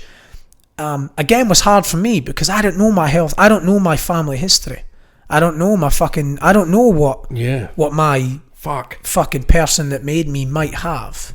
And I'll be honest with you, like I'm that guy, man, that like, like some guys are really good at fucking general trivia and like they're good at fucking quizzes and shit, and they've got to... Man, I remember shit. I don't give a fuck about that stuff, man. Story. And I always felt like the dumbass one because people kind of knew that shit and I don't fucking know it. Like, I don't give a fuck about that, you know what I mean? Like, that wasn't my thing growing up, you know what I mean? So, but anyway, like, again, going off topic. They look at both people. I shouldn't invite you to a quiz night then? No, I'll take part. I just won't be very good. And if you tell me I'm not good, I'll probably let you know about it. With a swift elbow. With a fucking crutch in your ball bag. But so our specialist took both people on and dived into whatever they could find, and then there's blood tests and there's a bunch of stuff, and that's the start of it, and then they look more into like what's going on, and let's see if we can find a pattern here, or let's see if we can see something, and that can come back as, well, we can't see what the issue would be right now, right? Fuck. So you can go through all the testing that they want you to go through and get fucking no answers. So for us, right, and this was the thing for us, and we were at miscarriage number 3, and so we went all through this testing and everything else, and our specialist said, go and try and conceive naturally. Let's see what happens when we pump you full of good stuff. Me, I was injecting every 3 days, so subcutaneous in the stomach, and Trish was given a bunch of stuff, and you're on that for a period of time, and they test all your stuff again and go, right, we're going to track your cycle, we're going to tell you when you should do the deed, and let's see what happens. And voila, like, we had no issue ever falling pregnant. We never had an issue. In actual fact, to the point, and I'm sorry, Trish, to the point where we can go, we know when it happened. Down to the fucking... Peg it down to the night. We know when it happened. We can say that for every single one. We go, yeah, we know what... So we had no issue. Your chest puffed up then, sorry. It did. Oh, sorry. And no, not like that. Not at all. All jokes aside. No. We could do that, and we had no issue falling pregnant. We like, that wasn't an issue. And so then when we went and conceived naturally, for the 4th time, like all the others were, but after we had went through all this testing with our specialist, and we're given a bunch of fucking stuff to make everything as fucking good as it possibly can be on both sides, go and try and conceive. Yep, we conceived. Yep, we're pregnant. And the 4th one was also a miscarriage.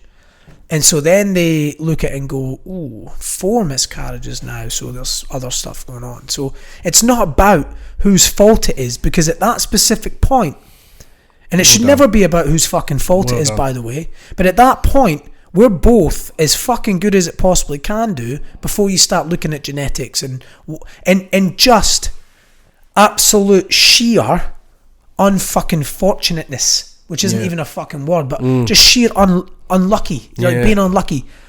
The general consensus is 1 in 4, and you could probably stretch that to 2 in 4, but we're 4 in 4, and probably there's nothing wrong. It's just that what I learnt through pregnancy, which I didn't know because, again, I'm a dumbass, is that when women are going through the cycle, 1 egg is released. 1, not 25, 1. So when women are born, they're born with the eggs that they're going to carry for the rest of their life, right? Crazy. And so when your wife's pregnant, and they're pregnant again, and if it is a daughter and they know that, they're not only carrying eggs that they've got, and they're carrying their daughter's eggs. The daughters that they've got is going to be carrying. So it's a nuts thing when you think about it like that, preconceived type of thing. It's nuts when you think about it like that. And if I'm wrong, please correct me. But as far as I know, women are born with the eggs that they're going to carry for the rest of their life. So at that exact time, with all the natural conceivements, we just had a fucking run, as far as we know, run of 4 whatever, or the genetics of those at the time were not how it should be. Now, we've went and done IVF, and what they do is, when they decide, nope, we're going to have to go down this route of IVF, because there's, IVF and ICF and whatever. There's many. There's many variations. There's lots of different things that they can do, but the IVF one, which is, getting the woman to a point of being able to extract a bunch of eggs. So normally they extract one, they fucking pump them full of hormones and make their all their follicles grow many eggs, and they take them all out at the same time, and then they put them through a lab and use the men's side. Yep. And they take their stuff and use the best of everything. And they run it for 5 days, and every single day you get a different update of how many eggs you've got left, how many didn't make it through the night, blah blah blah. This is just my experience, by the way. So they run that through, and then at day 5 you get told this is how many you're left with. Right. So we started with 25 eggs. What's that?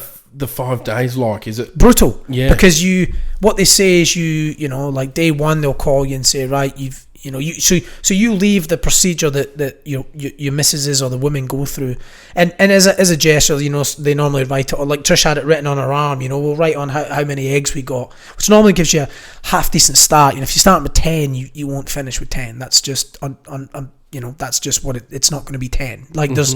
They've got percentages of what they say, like we've extracted X amount, or we've got X amount of eggs, and 50% will fall off before we even get to start doing the 5 day thing, or whatever the numbers are. And every time they go into it, there's more and more. You know what I mean? So we started with 25 and finished with 5 genetically high grade embryos. Yeah, blastocysts they call them, embryos, whatever you want to call them. What is it? Blastocysts. They call it blastocysts.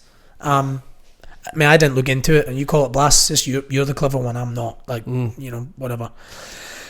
When you get to that point, if you've got that far, and some people don't, and it's a heartbreaking thing, because again, I can only speak from a private standpoint. I know how much money I've spent up to that point, and it's not about the money. No, I know. It's not about the money. I know that, but that comes into sucks that it has. It comes exactly into it because people give up so much shit, and because they want to. I understand that, but they give up, man. They people will go and unturn whatever they've got to unturn, and they'll put themselves in debt, big debt, to start a family, right? Because that's how much it means to them. Fuck yeah! Right? That's how much it means to them. Well done, mate. Right? That's how much it does. That's how much it means to them. So that they'll unturn every stone there is to unturn. They'll refinance. They'll sell all their materialistic stuff. I'll mention that. So but they'll sell it all. Yeah, it's so beautiful to have a family, and that's how much it means to some people, right? And so you get to that point where you get to however many the usable embryos, right? And then at that point you have an option to do a live transfer, which is an option. Like they take before they freeze them and do all that. You can transfer one. And when you say transfer, does that mean inject it in to the girl? Yes. Yep. Yeah. There's a lot of sort of navigation around that, because the woman has to be in a position like she would naturally be in a cycle. You know what I mean? So they have to have the woman in a through ovulation. Ovulation. Okay, gotcha. But that can happen because naturally they go through the egg collection, and they've got the woman to the point where ovulation would be. They take the eggs and then they can transfer it in. Our state was that we couldn't be in that position. Can't remember why. I wasn't going to be able to be there and all this stuff. So it was all frozen. My stuff. Of course, and then, man. So they were gonna do the thing with the embryos, and then we were freezing them, and obviously, if You're you're freezing them is like just saving them. Yep. Saving them. Yep. Yeah, of course. So they they put them on a the wording of how they do it, storage, freezing. Yeah, of course. Whatever it is, man. That's what they do, and then they focus on getting the woman to our situation. They focus on getting your missus, the girlfriend, wife, whatever it is, to their position of being ready to take that embryo. Yeah. And so then you take some time off. You let your missus recover, and then that takes a while because you've been pumped up on hormones and they're fucking off the chart, and it's brutal. It is brutal. My fucking beautiful wife spent 4 weeks not being able to eat, drink, can't keep anything down, losing shitloads of weight because she can't eat. They give you stuff to stop the sickness, which makes you one thing has an adverse effect. Appetite. Yeah, of course. Well, one thing makes you eat, and the other don't one feel sick, and then you can't go to the toilet. Oh fuck, dude! And then you enter a different realm. Like it's and this, I don't know the ends of what other thing. It's brutal, right? And so they recover from that. So you've just spent 4 weeks getting ready, 4 weeks being fucked, and then you go, we can do a transfer. So now we've got to time it with your cycle. Oh, okay. Well, your cycle's just started, so we're going to have to catch the next cycle. So you wait 2 months. So you've got to go through that cycle and then wait another month, and then when the next cycle's coming in, you go, right, we can start your cycle. You go for bloods. Yep, okay. We know what day you go cycle. When you first get this, that's when you go in, you get bloods, take this form in, blah, blah, blah. And then you go through a blood tracking thing where the missus is getting fucking poked and prodded every 2 days for giving blood to find out where they are in the cycle. And then you get told the good news of, we're going to send you, yep, you're ready. On this day, at this time, take this injection. It's a trigger injection, and it's going to trigger ovulation. So, you get to there, you take that trigger injection. So foreign, man. 2 days from there, or 3 days from there, whatever it is. It's like making love, that type of thing. It's so like, you take this trigger on a Monday at 8 o'clock at night, and you show up to our practice, or where we want to go on a Wednesday morning at 8 o'clock, because that's when we're going to do the transfer. So Wednesday comes along, but all night they've been taking out the embryo that they're going to use, which is non-selective. Yeah. Normally it's the best one that you've got at the time, and they're going to give you the best chance, and they're going to defrost that or thaw it out. Yeah. And then you, on the day that you think you're going in for a transfer, you're ready to cook fucking frozen chicken nachos. It's fucking nuts. But then you wait for the call on that morning that you're expecting transfer to make sure everything's happened as it should, and the thaw's happened and nothing's amiss. So you're relying on them a little bit, is that what you're saying? Yeah. Their process and how they bring that embryo back to a state of normality is fucking fully on the clinic and the people doing it. And you could get a call saying, I'm sorry, there's been a problem with your embryo. Oh, fuck. That's like a miscarriage. I can't talk on that side because we've never had that. Pretty right? lucky. We've fucking been blessed to not have that. But all going well, you show up and they do the transfer, which is, they take the embryo and they just fucking stick it in there. And they've prepped your, the missus, the wife, the whatever it is, to they say fluffy and sticky, like in there, and where all the stuff needs to be, you know what I mean? And like a flower blooming pretty much. Yeah. And then it's like, show up in 2 weeks, do a blood test, and then we'll call you. Can I, while you have a bloody no, I want you to, I've been sitting here sipping mine, but I've got a little bit to say, just because I didn't realise, and I don't know how I feel about it. My own brother and his beautiful wife, like, they've gone through that, and even if it's not the same process, it'll be similar. It will have similarities, I'm sure. And obviously, if they were going through that same thing, they were dealing with it in their way. But I hope that they knew, because I wanted to bring that up as well, Gray. Like, I hope they knew that Chris especially, Marie obviously has her own, his wife has her own beautiful support network. But I hope that he would have known that I could have spoken to him and or just been there to sit here and just listen. I'll shut the fuck up. You can, and I'll listen. But I never ever realised how IVF is, number one, intrusive. It doesn't feel natural, and it must sort of a little bit suck for both sides. it's a beautiful thing as well, but it is. It must be so taxing and so hard.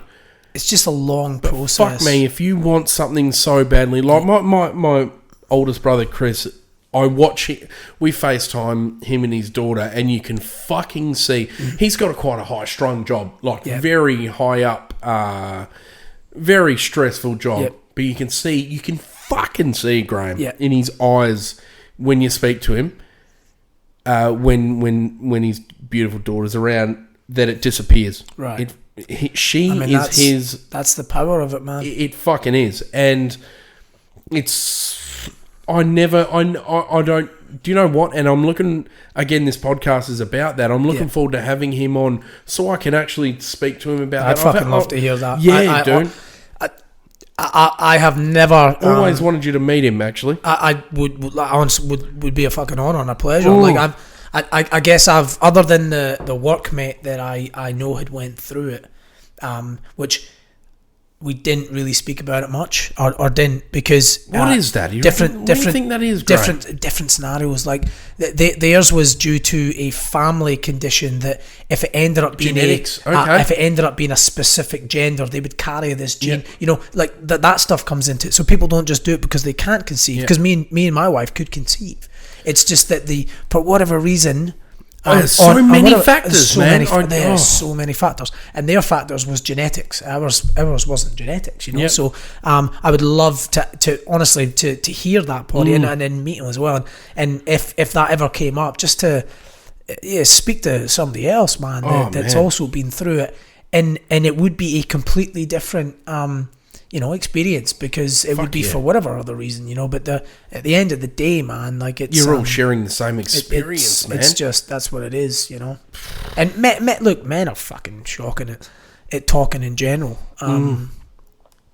you know. Yeah, but fuck, I've learned that to take it way off of subject, man. But I'm talking about like making it. Fuck.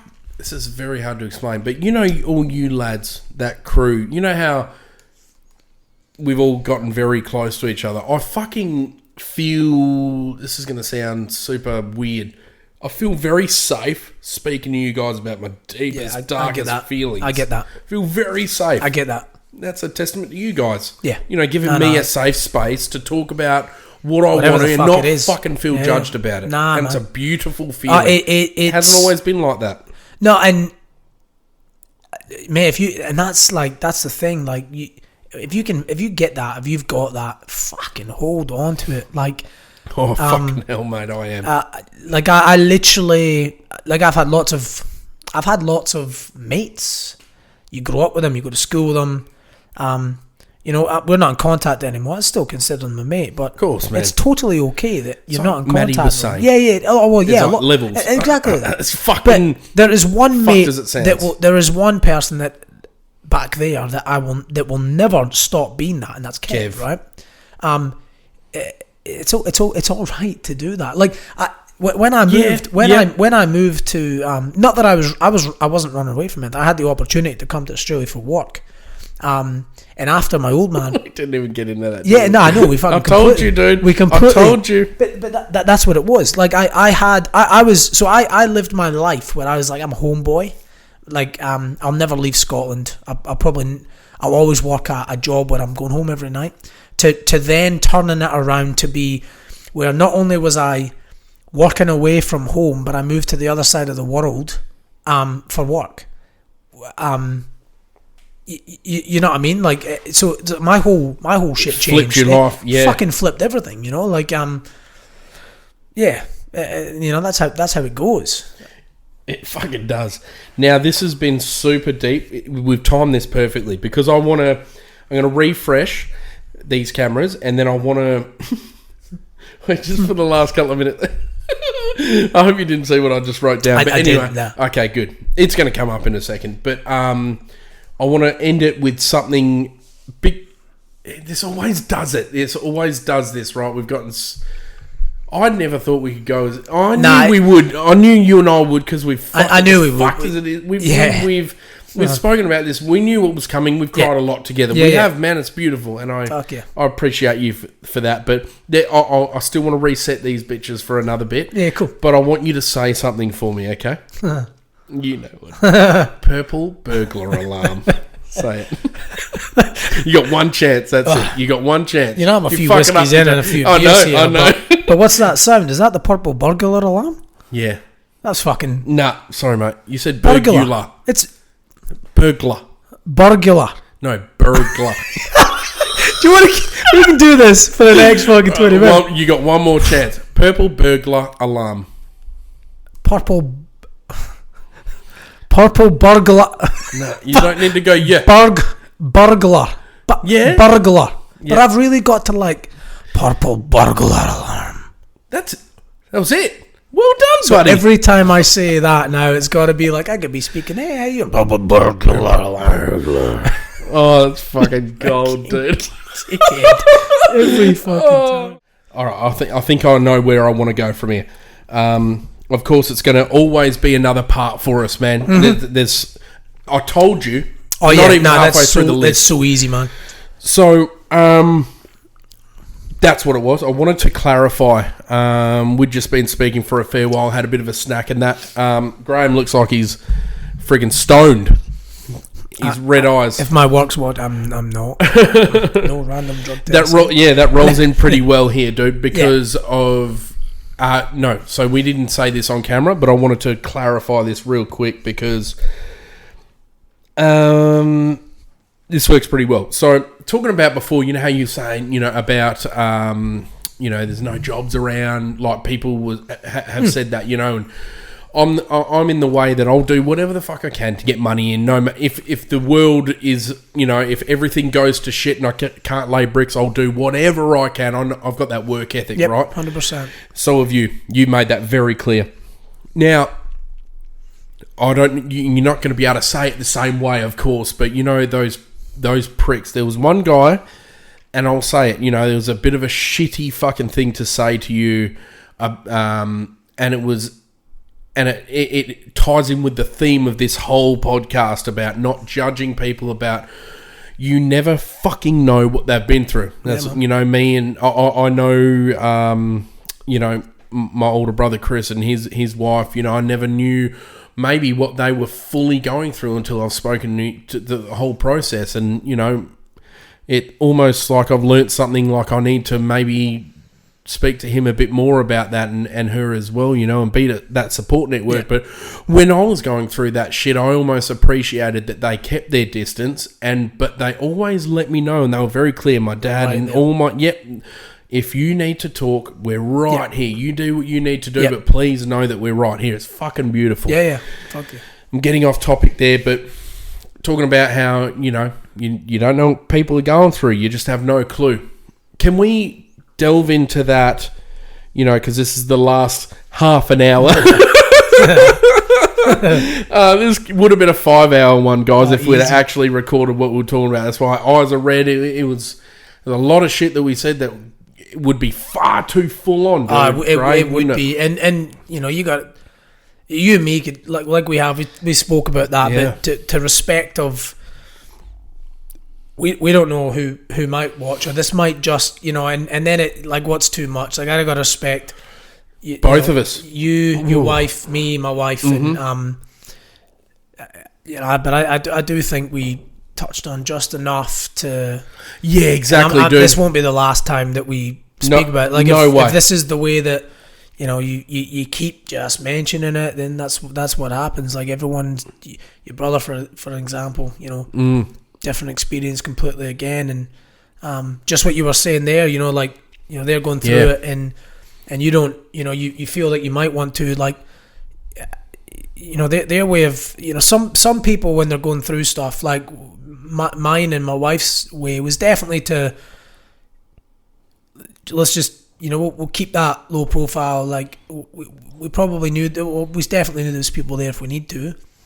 But you don't want to burden people, I guess. Like, that's you. It's kind of both of us' decision to be like that. But other people's things might be, a change in them or whatever could be outbursts of, like, random, right. like, again, I don't know, because I wasn't like that, or we weren't like that.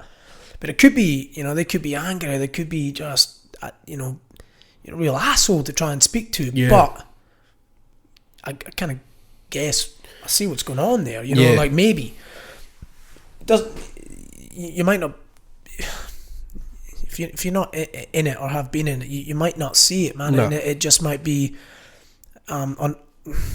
unfortunately, like, it's not until maybe people crack or something cracks that then you go, oh, what's wrong, and then it comes out. It's a hard one. It's everything that we spoke about it's a fucking hard one to. Oh, fuck yeah. Because I guarantee, speaking for me, like, my wife picked up on that there might have been something wrong with me back in that time, but nobody else did.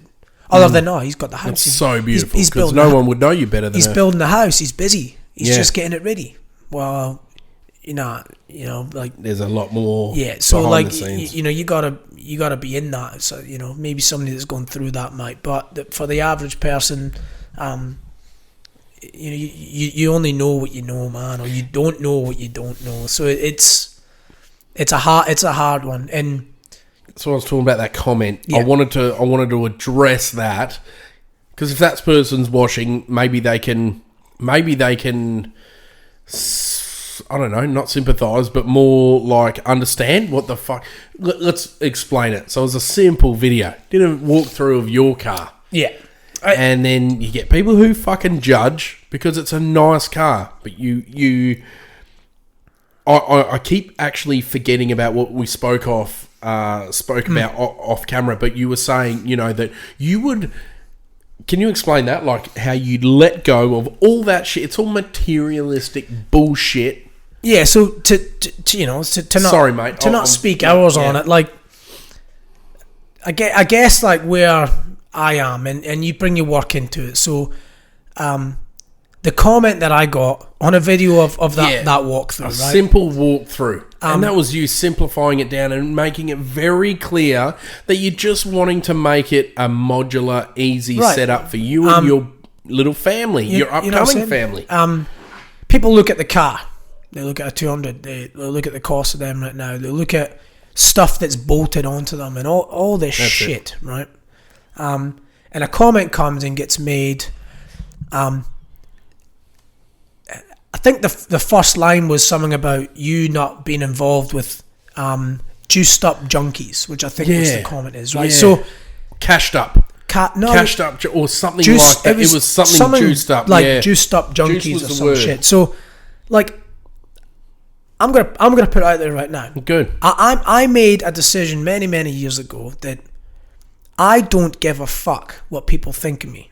So, not like being a dick way, but I understand when I moved to Australia and I sort of, had a fresh start or such, the people that I had in my circle were people that I chose to have in my circle, not inherited from growing up with them or going to school with them, or I know them by association from football clubs and whatever else. Obligation. It was who I hang around with is who I choose to hang around with. That's it. And that's your not circle. me being obnoxious or like, you don't pick. I'm saying, like, I was here, almost by myself. And if I did start to hang around with people, I'd be like, oh yeah, I'll catch up. Oh yeah, I'll give you a call. And then I'd call them. And anyway, so the comment doesn't fucking trigger me in that sense. What fucking pisses me off about that comment, like, to the fucking bone, is they're commenting on what they see. For instance, a car, stuff, drawer system. They're Googling fucking the cost of that, and they're then making a judgment on the type of person I am. The problem with that is that type of person, say me in that instance,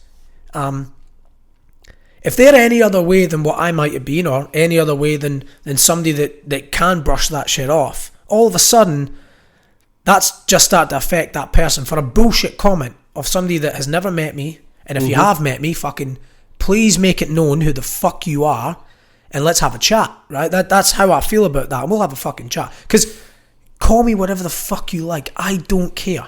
I'm certainly not juiced up. And then I think, how I'm fat, right? I got to. This is what was going through my mind when I read that comment. Juiced up, man. I'm in a fucking vest and I'm fat. You fucking mongrel. I'm like, okay, so take the juiced up section away. Junkie. Now, what are you referring to? Yeah, what the fuck? Do you want to say that I use drugs? And then if that's the case, how are you picking that? Is it because I have a bit of a twitch every now and again? What is it? Is it junkie in the sense that cash junkie and I just want to throw money away? Well, I haven't thrown money away, you fuckwit. It's all went into a car that I decided to build that was partly for me to go out with the boys and that's going to accommodate my family. So I read that comment like that. But the problem I have with that shit, these keyboard warriors that want to sit there and talk shit, is not that it's triggered me, because my life will go on, mate. Whether people see that comment or whatever, right? I don't care. It's that if there are people that are going through some shit on the outside and they see that comment, which is a bullshit comment, like the substance of that comment was then saying, well done, man. Was saying you're judge of character. And by the way, fuckhead, whoever the fuck you are, quite clearly you don't watch this channel, or you would have seen me on this channel in the past, and you would have heard to yourself, Pete, refer to me as a mate. Yes. Best. Yeah. So now you're fucking sitting there and you're typing a comment of saying what you should do and what your judge of character is. Yeah. And who the fuck are you to do that? And then the worst part of it is that if somebody was to get, whatever they read into that comment too much, which by the way, I didn't read into that comment. Probably read that comment, had a laugh with you in the message. I probably went and chucked his shit or done something like that and probably went and walked my dog. I don't give a fuck, right? But somebody that reads that could take that very seriously and could take that the wrong way. And then go and do something that nobody would want anyone to do, or they could fall into this fucking transpire because of a comment that somebody made, and it's not even that comment. No, there are worse comments than that. They don't realise the effect it's that has. It's the effect of these keyboard warriors that make an off-the-cuff bullshit comment. Because they're not happy with their fucking status of their life. They're not happy with their life. They're jealous. And there's nothing to be jealous about here, mate. If you look at my life and everything that you've heard here, I am a fucking average fucking Joe, and I'm quite happy being an average Joe. The only people that brand, let's say him branding me for whatever they want to read in on there is that person. Like, I'm not branding myself, whatever the fuck you meant by that. I ain't calling myself that shit. Whatever he meant by that, and whoever the fuck it was will know that. Like, I'm not standing up there fucking doing that. In actual fact, if anyone was to bump into me down the street, other than this top, a Wacka top, or the old Wacka tops, and a busted ass pair of fucking gym shorts, that's how you'll see me in the street. And the only other time that you know what I'm saying, if that person was judging me on appearance of what I have, and by the way, I don't have it now. That car was sold. It meant nothing to me, really. That's so cool. You know what I'm saying? Like, materialistic bullshit. You said, and you were saying also that you could cut all that out, all the toys, everything that you had. Yeah. You could cut all that out, get rid of it, and fuck, you explained it so much better. Yeah, sorry, mate. But so people will, that might listen to this that are those people, and they're people always say that. People always say that. I'm telling you right now, I've lived with nothing. I've grown up in a family with absolutely fucking nothing, and I have been as happy as I'll ever be. Yeah. Minus the family unit that I've got now. Right, everyone knows the more money you make, the more money you spend. That's it, right? Mate. Yeah, and the more you want to. But the difference with some people is that if they are in a situation, or if they have to ever cut back, they either can't cut ties with the toys because it's an appearance thing, or keeping up with the Joneses. All this bullshit, desperation, right? that right? desperation. They can't look like they, something's went on, or they just won't because they've lived a high life. And they can't part with it, and they can't get rid of it. And I've never lived a high life. People may argue that, you want to break it into context because my only goal in my life now is we have a fucking nice house that we built as a family. Yes. For my family. Mm-hmm. That is a house that if you ask my wife and you were to bring her in here right now and you say, and you fucking spoke about your house and where someone's looking over it and do you know what I'm saying? How special it is. The house that we built, me and Trish both agreed we're going to bring our kids up there. We ain't selling this to try and make a profit. And that's not materialistic. It's not material. That's where I want my family to always have a fucking roof over their head. And that's where that line is drawn. And that's that line. Yeah. So let's talk about the car. The 200 gone. Catch Why up. did it go? Why did it go? Because I spent all that money in it. Right. It went because there was shit that was fucking pissing me off in it. Right. I had the car just over 3 years and fucking loved that car. And I could still have that car now and still be using it and be happy with it. As in what it would do for me. But there was things that when you spend that much money and shit just ain't working right and you keep getting little niggles, you're going to get that because you're changing shit, right? So anyone that wants to jump on here, well, you shouldn't have done that, you should have done that. Yeah, fuck, I did, right? And I'm wearing that. But guess what happens when it annoys me? I fuck it off. Because the car, a bike, I had a motorbike. I used it for 832 k's of its life because of my daughter coming in, then my wife getting pregnant again, and other life shit that goes on, and the bike sat there, so the bike went. We had a camper trailer that we weren't going to use because the little one was coming into the world. But you're very happy to let go, catch you later, bye. Wouldn't even give it a fucking second thought. There's always another car. Of course. There'll always be another bike. There'll always be these things, and if another childhood home that you raised your kid in. I appreciate time now more than anything because time you can't. We have no control over time. The world keeps fucking spinning. Before you know it, man, it's fucking every year somebody will say they'll have their New Year's resolution in January, and before you know it, somebody will say, "Fuck, it's nearly Christmas already." Oh yeah, dude. Everyone's said it. Everyone's done it. Or they'll be talking to somebody in the family that you haven't seen for a couple of months, and it's fucking nearly Christmas already. Or the first time you'll realise it, if you are that busy in your life, is you'll start to see shit showing up in September for Christmas in the fucking shops. Yeah. So, I had to remind myself, and I didn't sell my car or anything else that I've got, because I needed to. There was little niggle things with the car and that had happened over, and that's a completely different story with accessories and shit that went on and people working on the car that just did shit work, or not shit work, wouldn't fucking fix the fucking work. That's a different story. That's fucked. But it was also a little... It leaves a shit taste in your mouth. It does. A sour taste. And I am that type of guy. Like, I can't just persevere with that. I'd rather just go, I'm going to cut my ties with it. The car went in perfect condition. Get a blank slate going. 100%. Every time I'm on a trip and the next time someone comes up, I'll just sicken myself more of the car. So I thought I'll sell the car, whilst I still love the fucking thing. Yeah. And it went at the right price for me. Yeah. I was happy with it. And somebody else will get the enjoyment of that car because the car when I sold it was fucking fine. Yeah. I changed the rear out, fixed the electrical problems in the car, and it will be fine. Yeah, 100%. It's a beautiful rig. Yeah. But for me personally, and I think everyone needs to do this, and it could be in a big scale or a small scale, but everyone needs to... it. Well, they need to have a purge of the stuff that they've got in their life maybe that they don't need.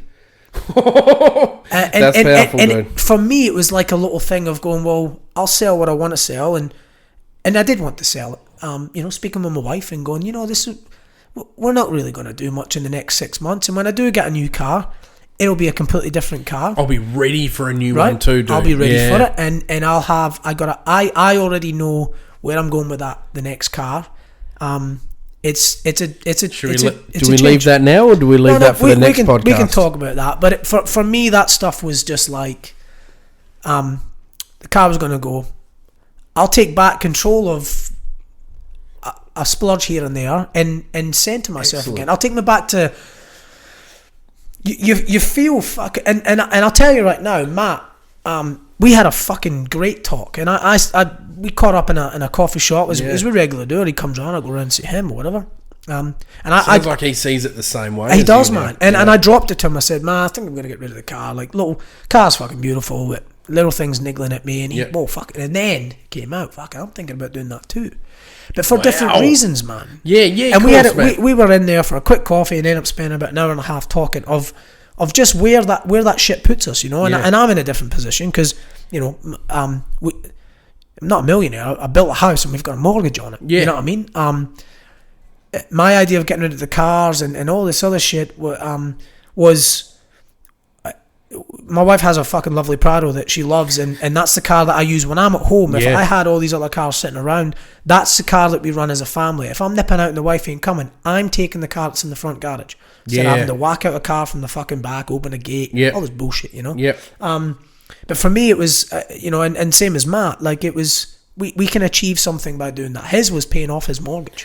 And he will never, ever take more control in personal satisfaction than selling a car that he absolutely adored, the same as me, for whatever money that Matt got for it, I know, to pay off his mortgage so he isn't even owned by the bank or the government or whatever the fuck. That is so, like you say that. And I've got a mortgage, but it for me it was more than that. It was a bit of a purge of accumulation of stuff that, whether it's like grounding yourself. And listen, here's the thing: the car's gone and shit that I wasn't going to use, and everything else at home's still the same. Nothing else has changed. It's like taking control and just letting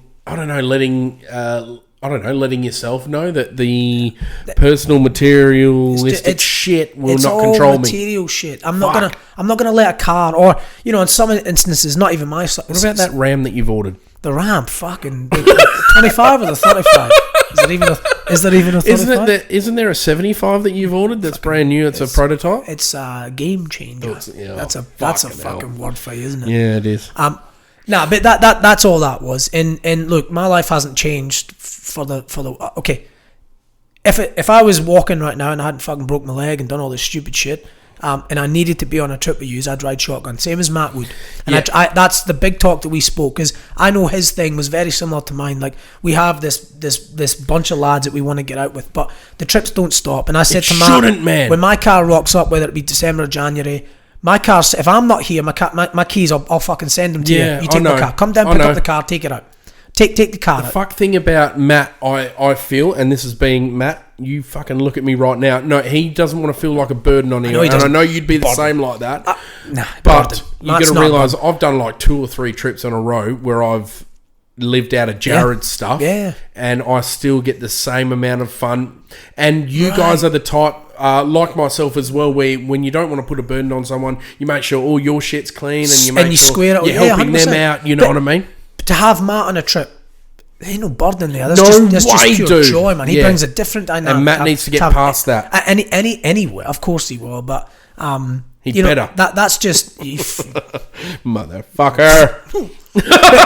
but legit, like all that materialistic shit. Like, you know, some people will never learn, and I'm not. Again, I hate when, and like I say, I sometimes sound like a dick, but I ain't trying to be a dick. Like, that's just what I did. Like, it's you're making choices for your family. That's not saying that you won't get another I've got vehicle, another car but it's probably be a vehicle that'd be more suited to your lifestyle where you're at right now, dude. Straight away. And that's what I've literally just done with the back of my car. 100%. Straight away. And just the back. And different. And mate, fuck it. Life goes on regardless, man. Like, spot on. And life changes. Shit changes. And again, I wasn't keeping up with that. I wasn't doing anything. I didn't need to sell it. You know, like, you might get these fucking, if old mate jumps back on again, and next minute I won't be cashed up anymore. I'll be fucking in debt and all this shit. It's got nothing to do with He'd love that. He'd love it. I hope he does. Fuck. But good. Legit, him some happiness. Yeah, he'll have a fucking crack. Cheers whoever the fuck you are. You know, exactly. Dig in. Legit. Like, it was for reasons for the car, and then the rest of it was like, I'll just take back that. I love how you're unapologetic, dude. You're just like, I've got nothing to prove to any fucker. I don't, mate. The only thing I want to prove is I want to prove to my kids that they had a nice solid house to live 100%. In with, and is fucking filled with love. I want to be a good dad and a good husband, and just generally a good person where I can. Like, and that it doesn't have to mean that you're giving to charity every fucking week, every month. No, of course not. There's levels, like Matt, the levels game, man. There's levels to everything. Spot on. You're either fucking an expert or you're a beginner, but yeah. For how good looking Matt is, it's amazing how much fucking wisdom is in there. I know. In that brain. I know. In that skull. It's quite amazing, to be honest with you. It pisses me off. It's annoying. Because he's wise and he's fucking good looking. It's a fucking annoying, I tell you. We can't all be blessed with that. Yeah, well, I'm fucking ugly and dumb. What do I do? He's been hit with the right stick. He's been hit with a good stick. Must have been the bristle brush. I got the fucking... I got the fucking stoker, the poker from the fire. No, you got smacked with the kettle. I got the kettle that you poured into yeah, I wasn't doing it right. Mum gave me a wee backhander. You know, you funny. It's you know, that's just it's just how I look on shit, man. Like I try not to, as I'm getting older as well. Like things are forever changing. More into the perspective. Like the family's coming in, but even before that, man. Like I don't know. I guess we got to grow up at some point. Now, goddamn, I hope a lot of you guys will be listening. And Jesus Christ, I appreciate the support I'm getting, guys. I really do. All I wanted to make this podcast about was that it's the everyman. It doesn't have to be a superstar. It doesn't have to be anyone that any one of us couldn't be. These guys are my bestest mates. And these guys are the people I feel I want to be. I want to be like them. Now, if you're watching, have a look up here. Looks like a madman's freaking scribblings.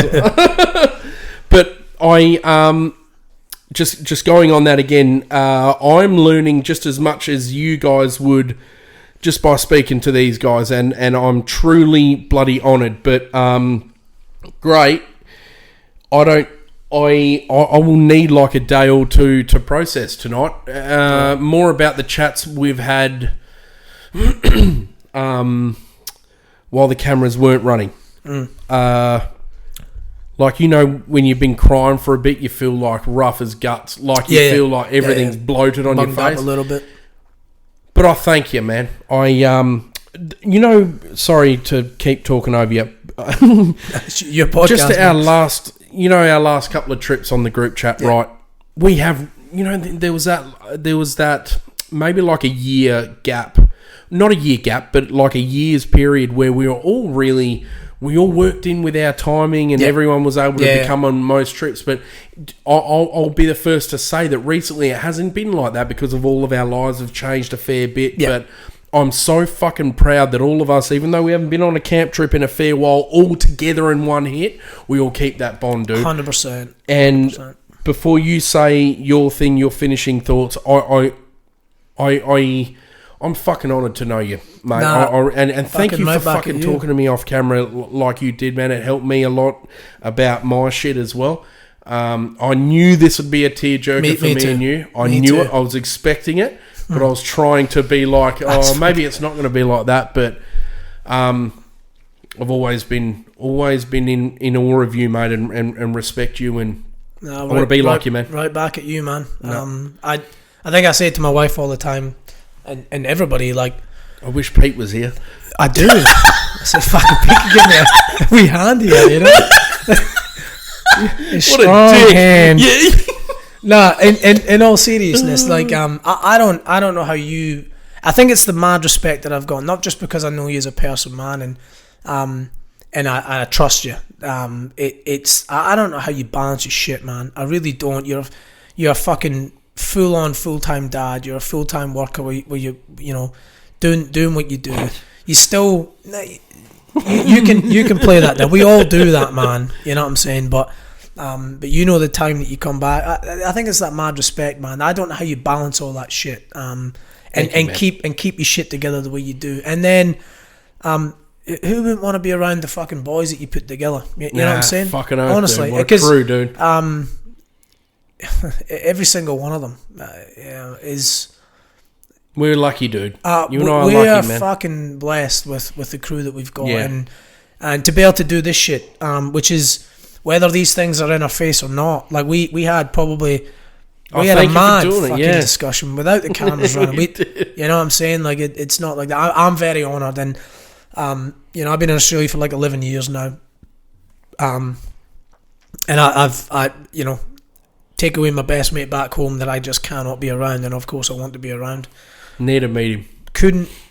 Well, 100%. I just couldn't have asked to have fallen into, you know, what you've got going, man. It's why I fucking love it so much, and I say to you all the time, it's more than, you know, just what you think you've got now. The boys all fucking believe in it. You know what I mean? Oh, we fucking love what we've got, dude. man. And, I love it. And again, take away all the bullshit, and we'd still do the same thing. Fucking oath. And last thing for me, because I'll talk shit all day. Like, my best mate, who I don't see for years and years and years. Like, I could.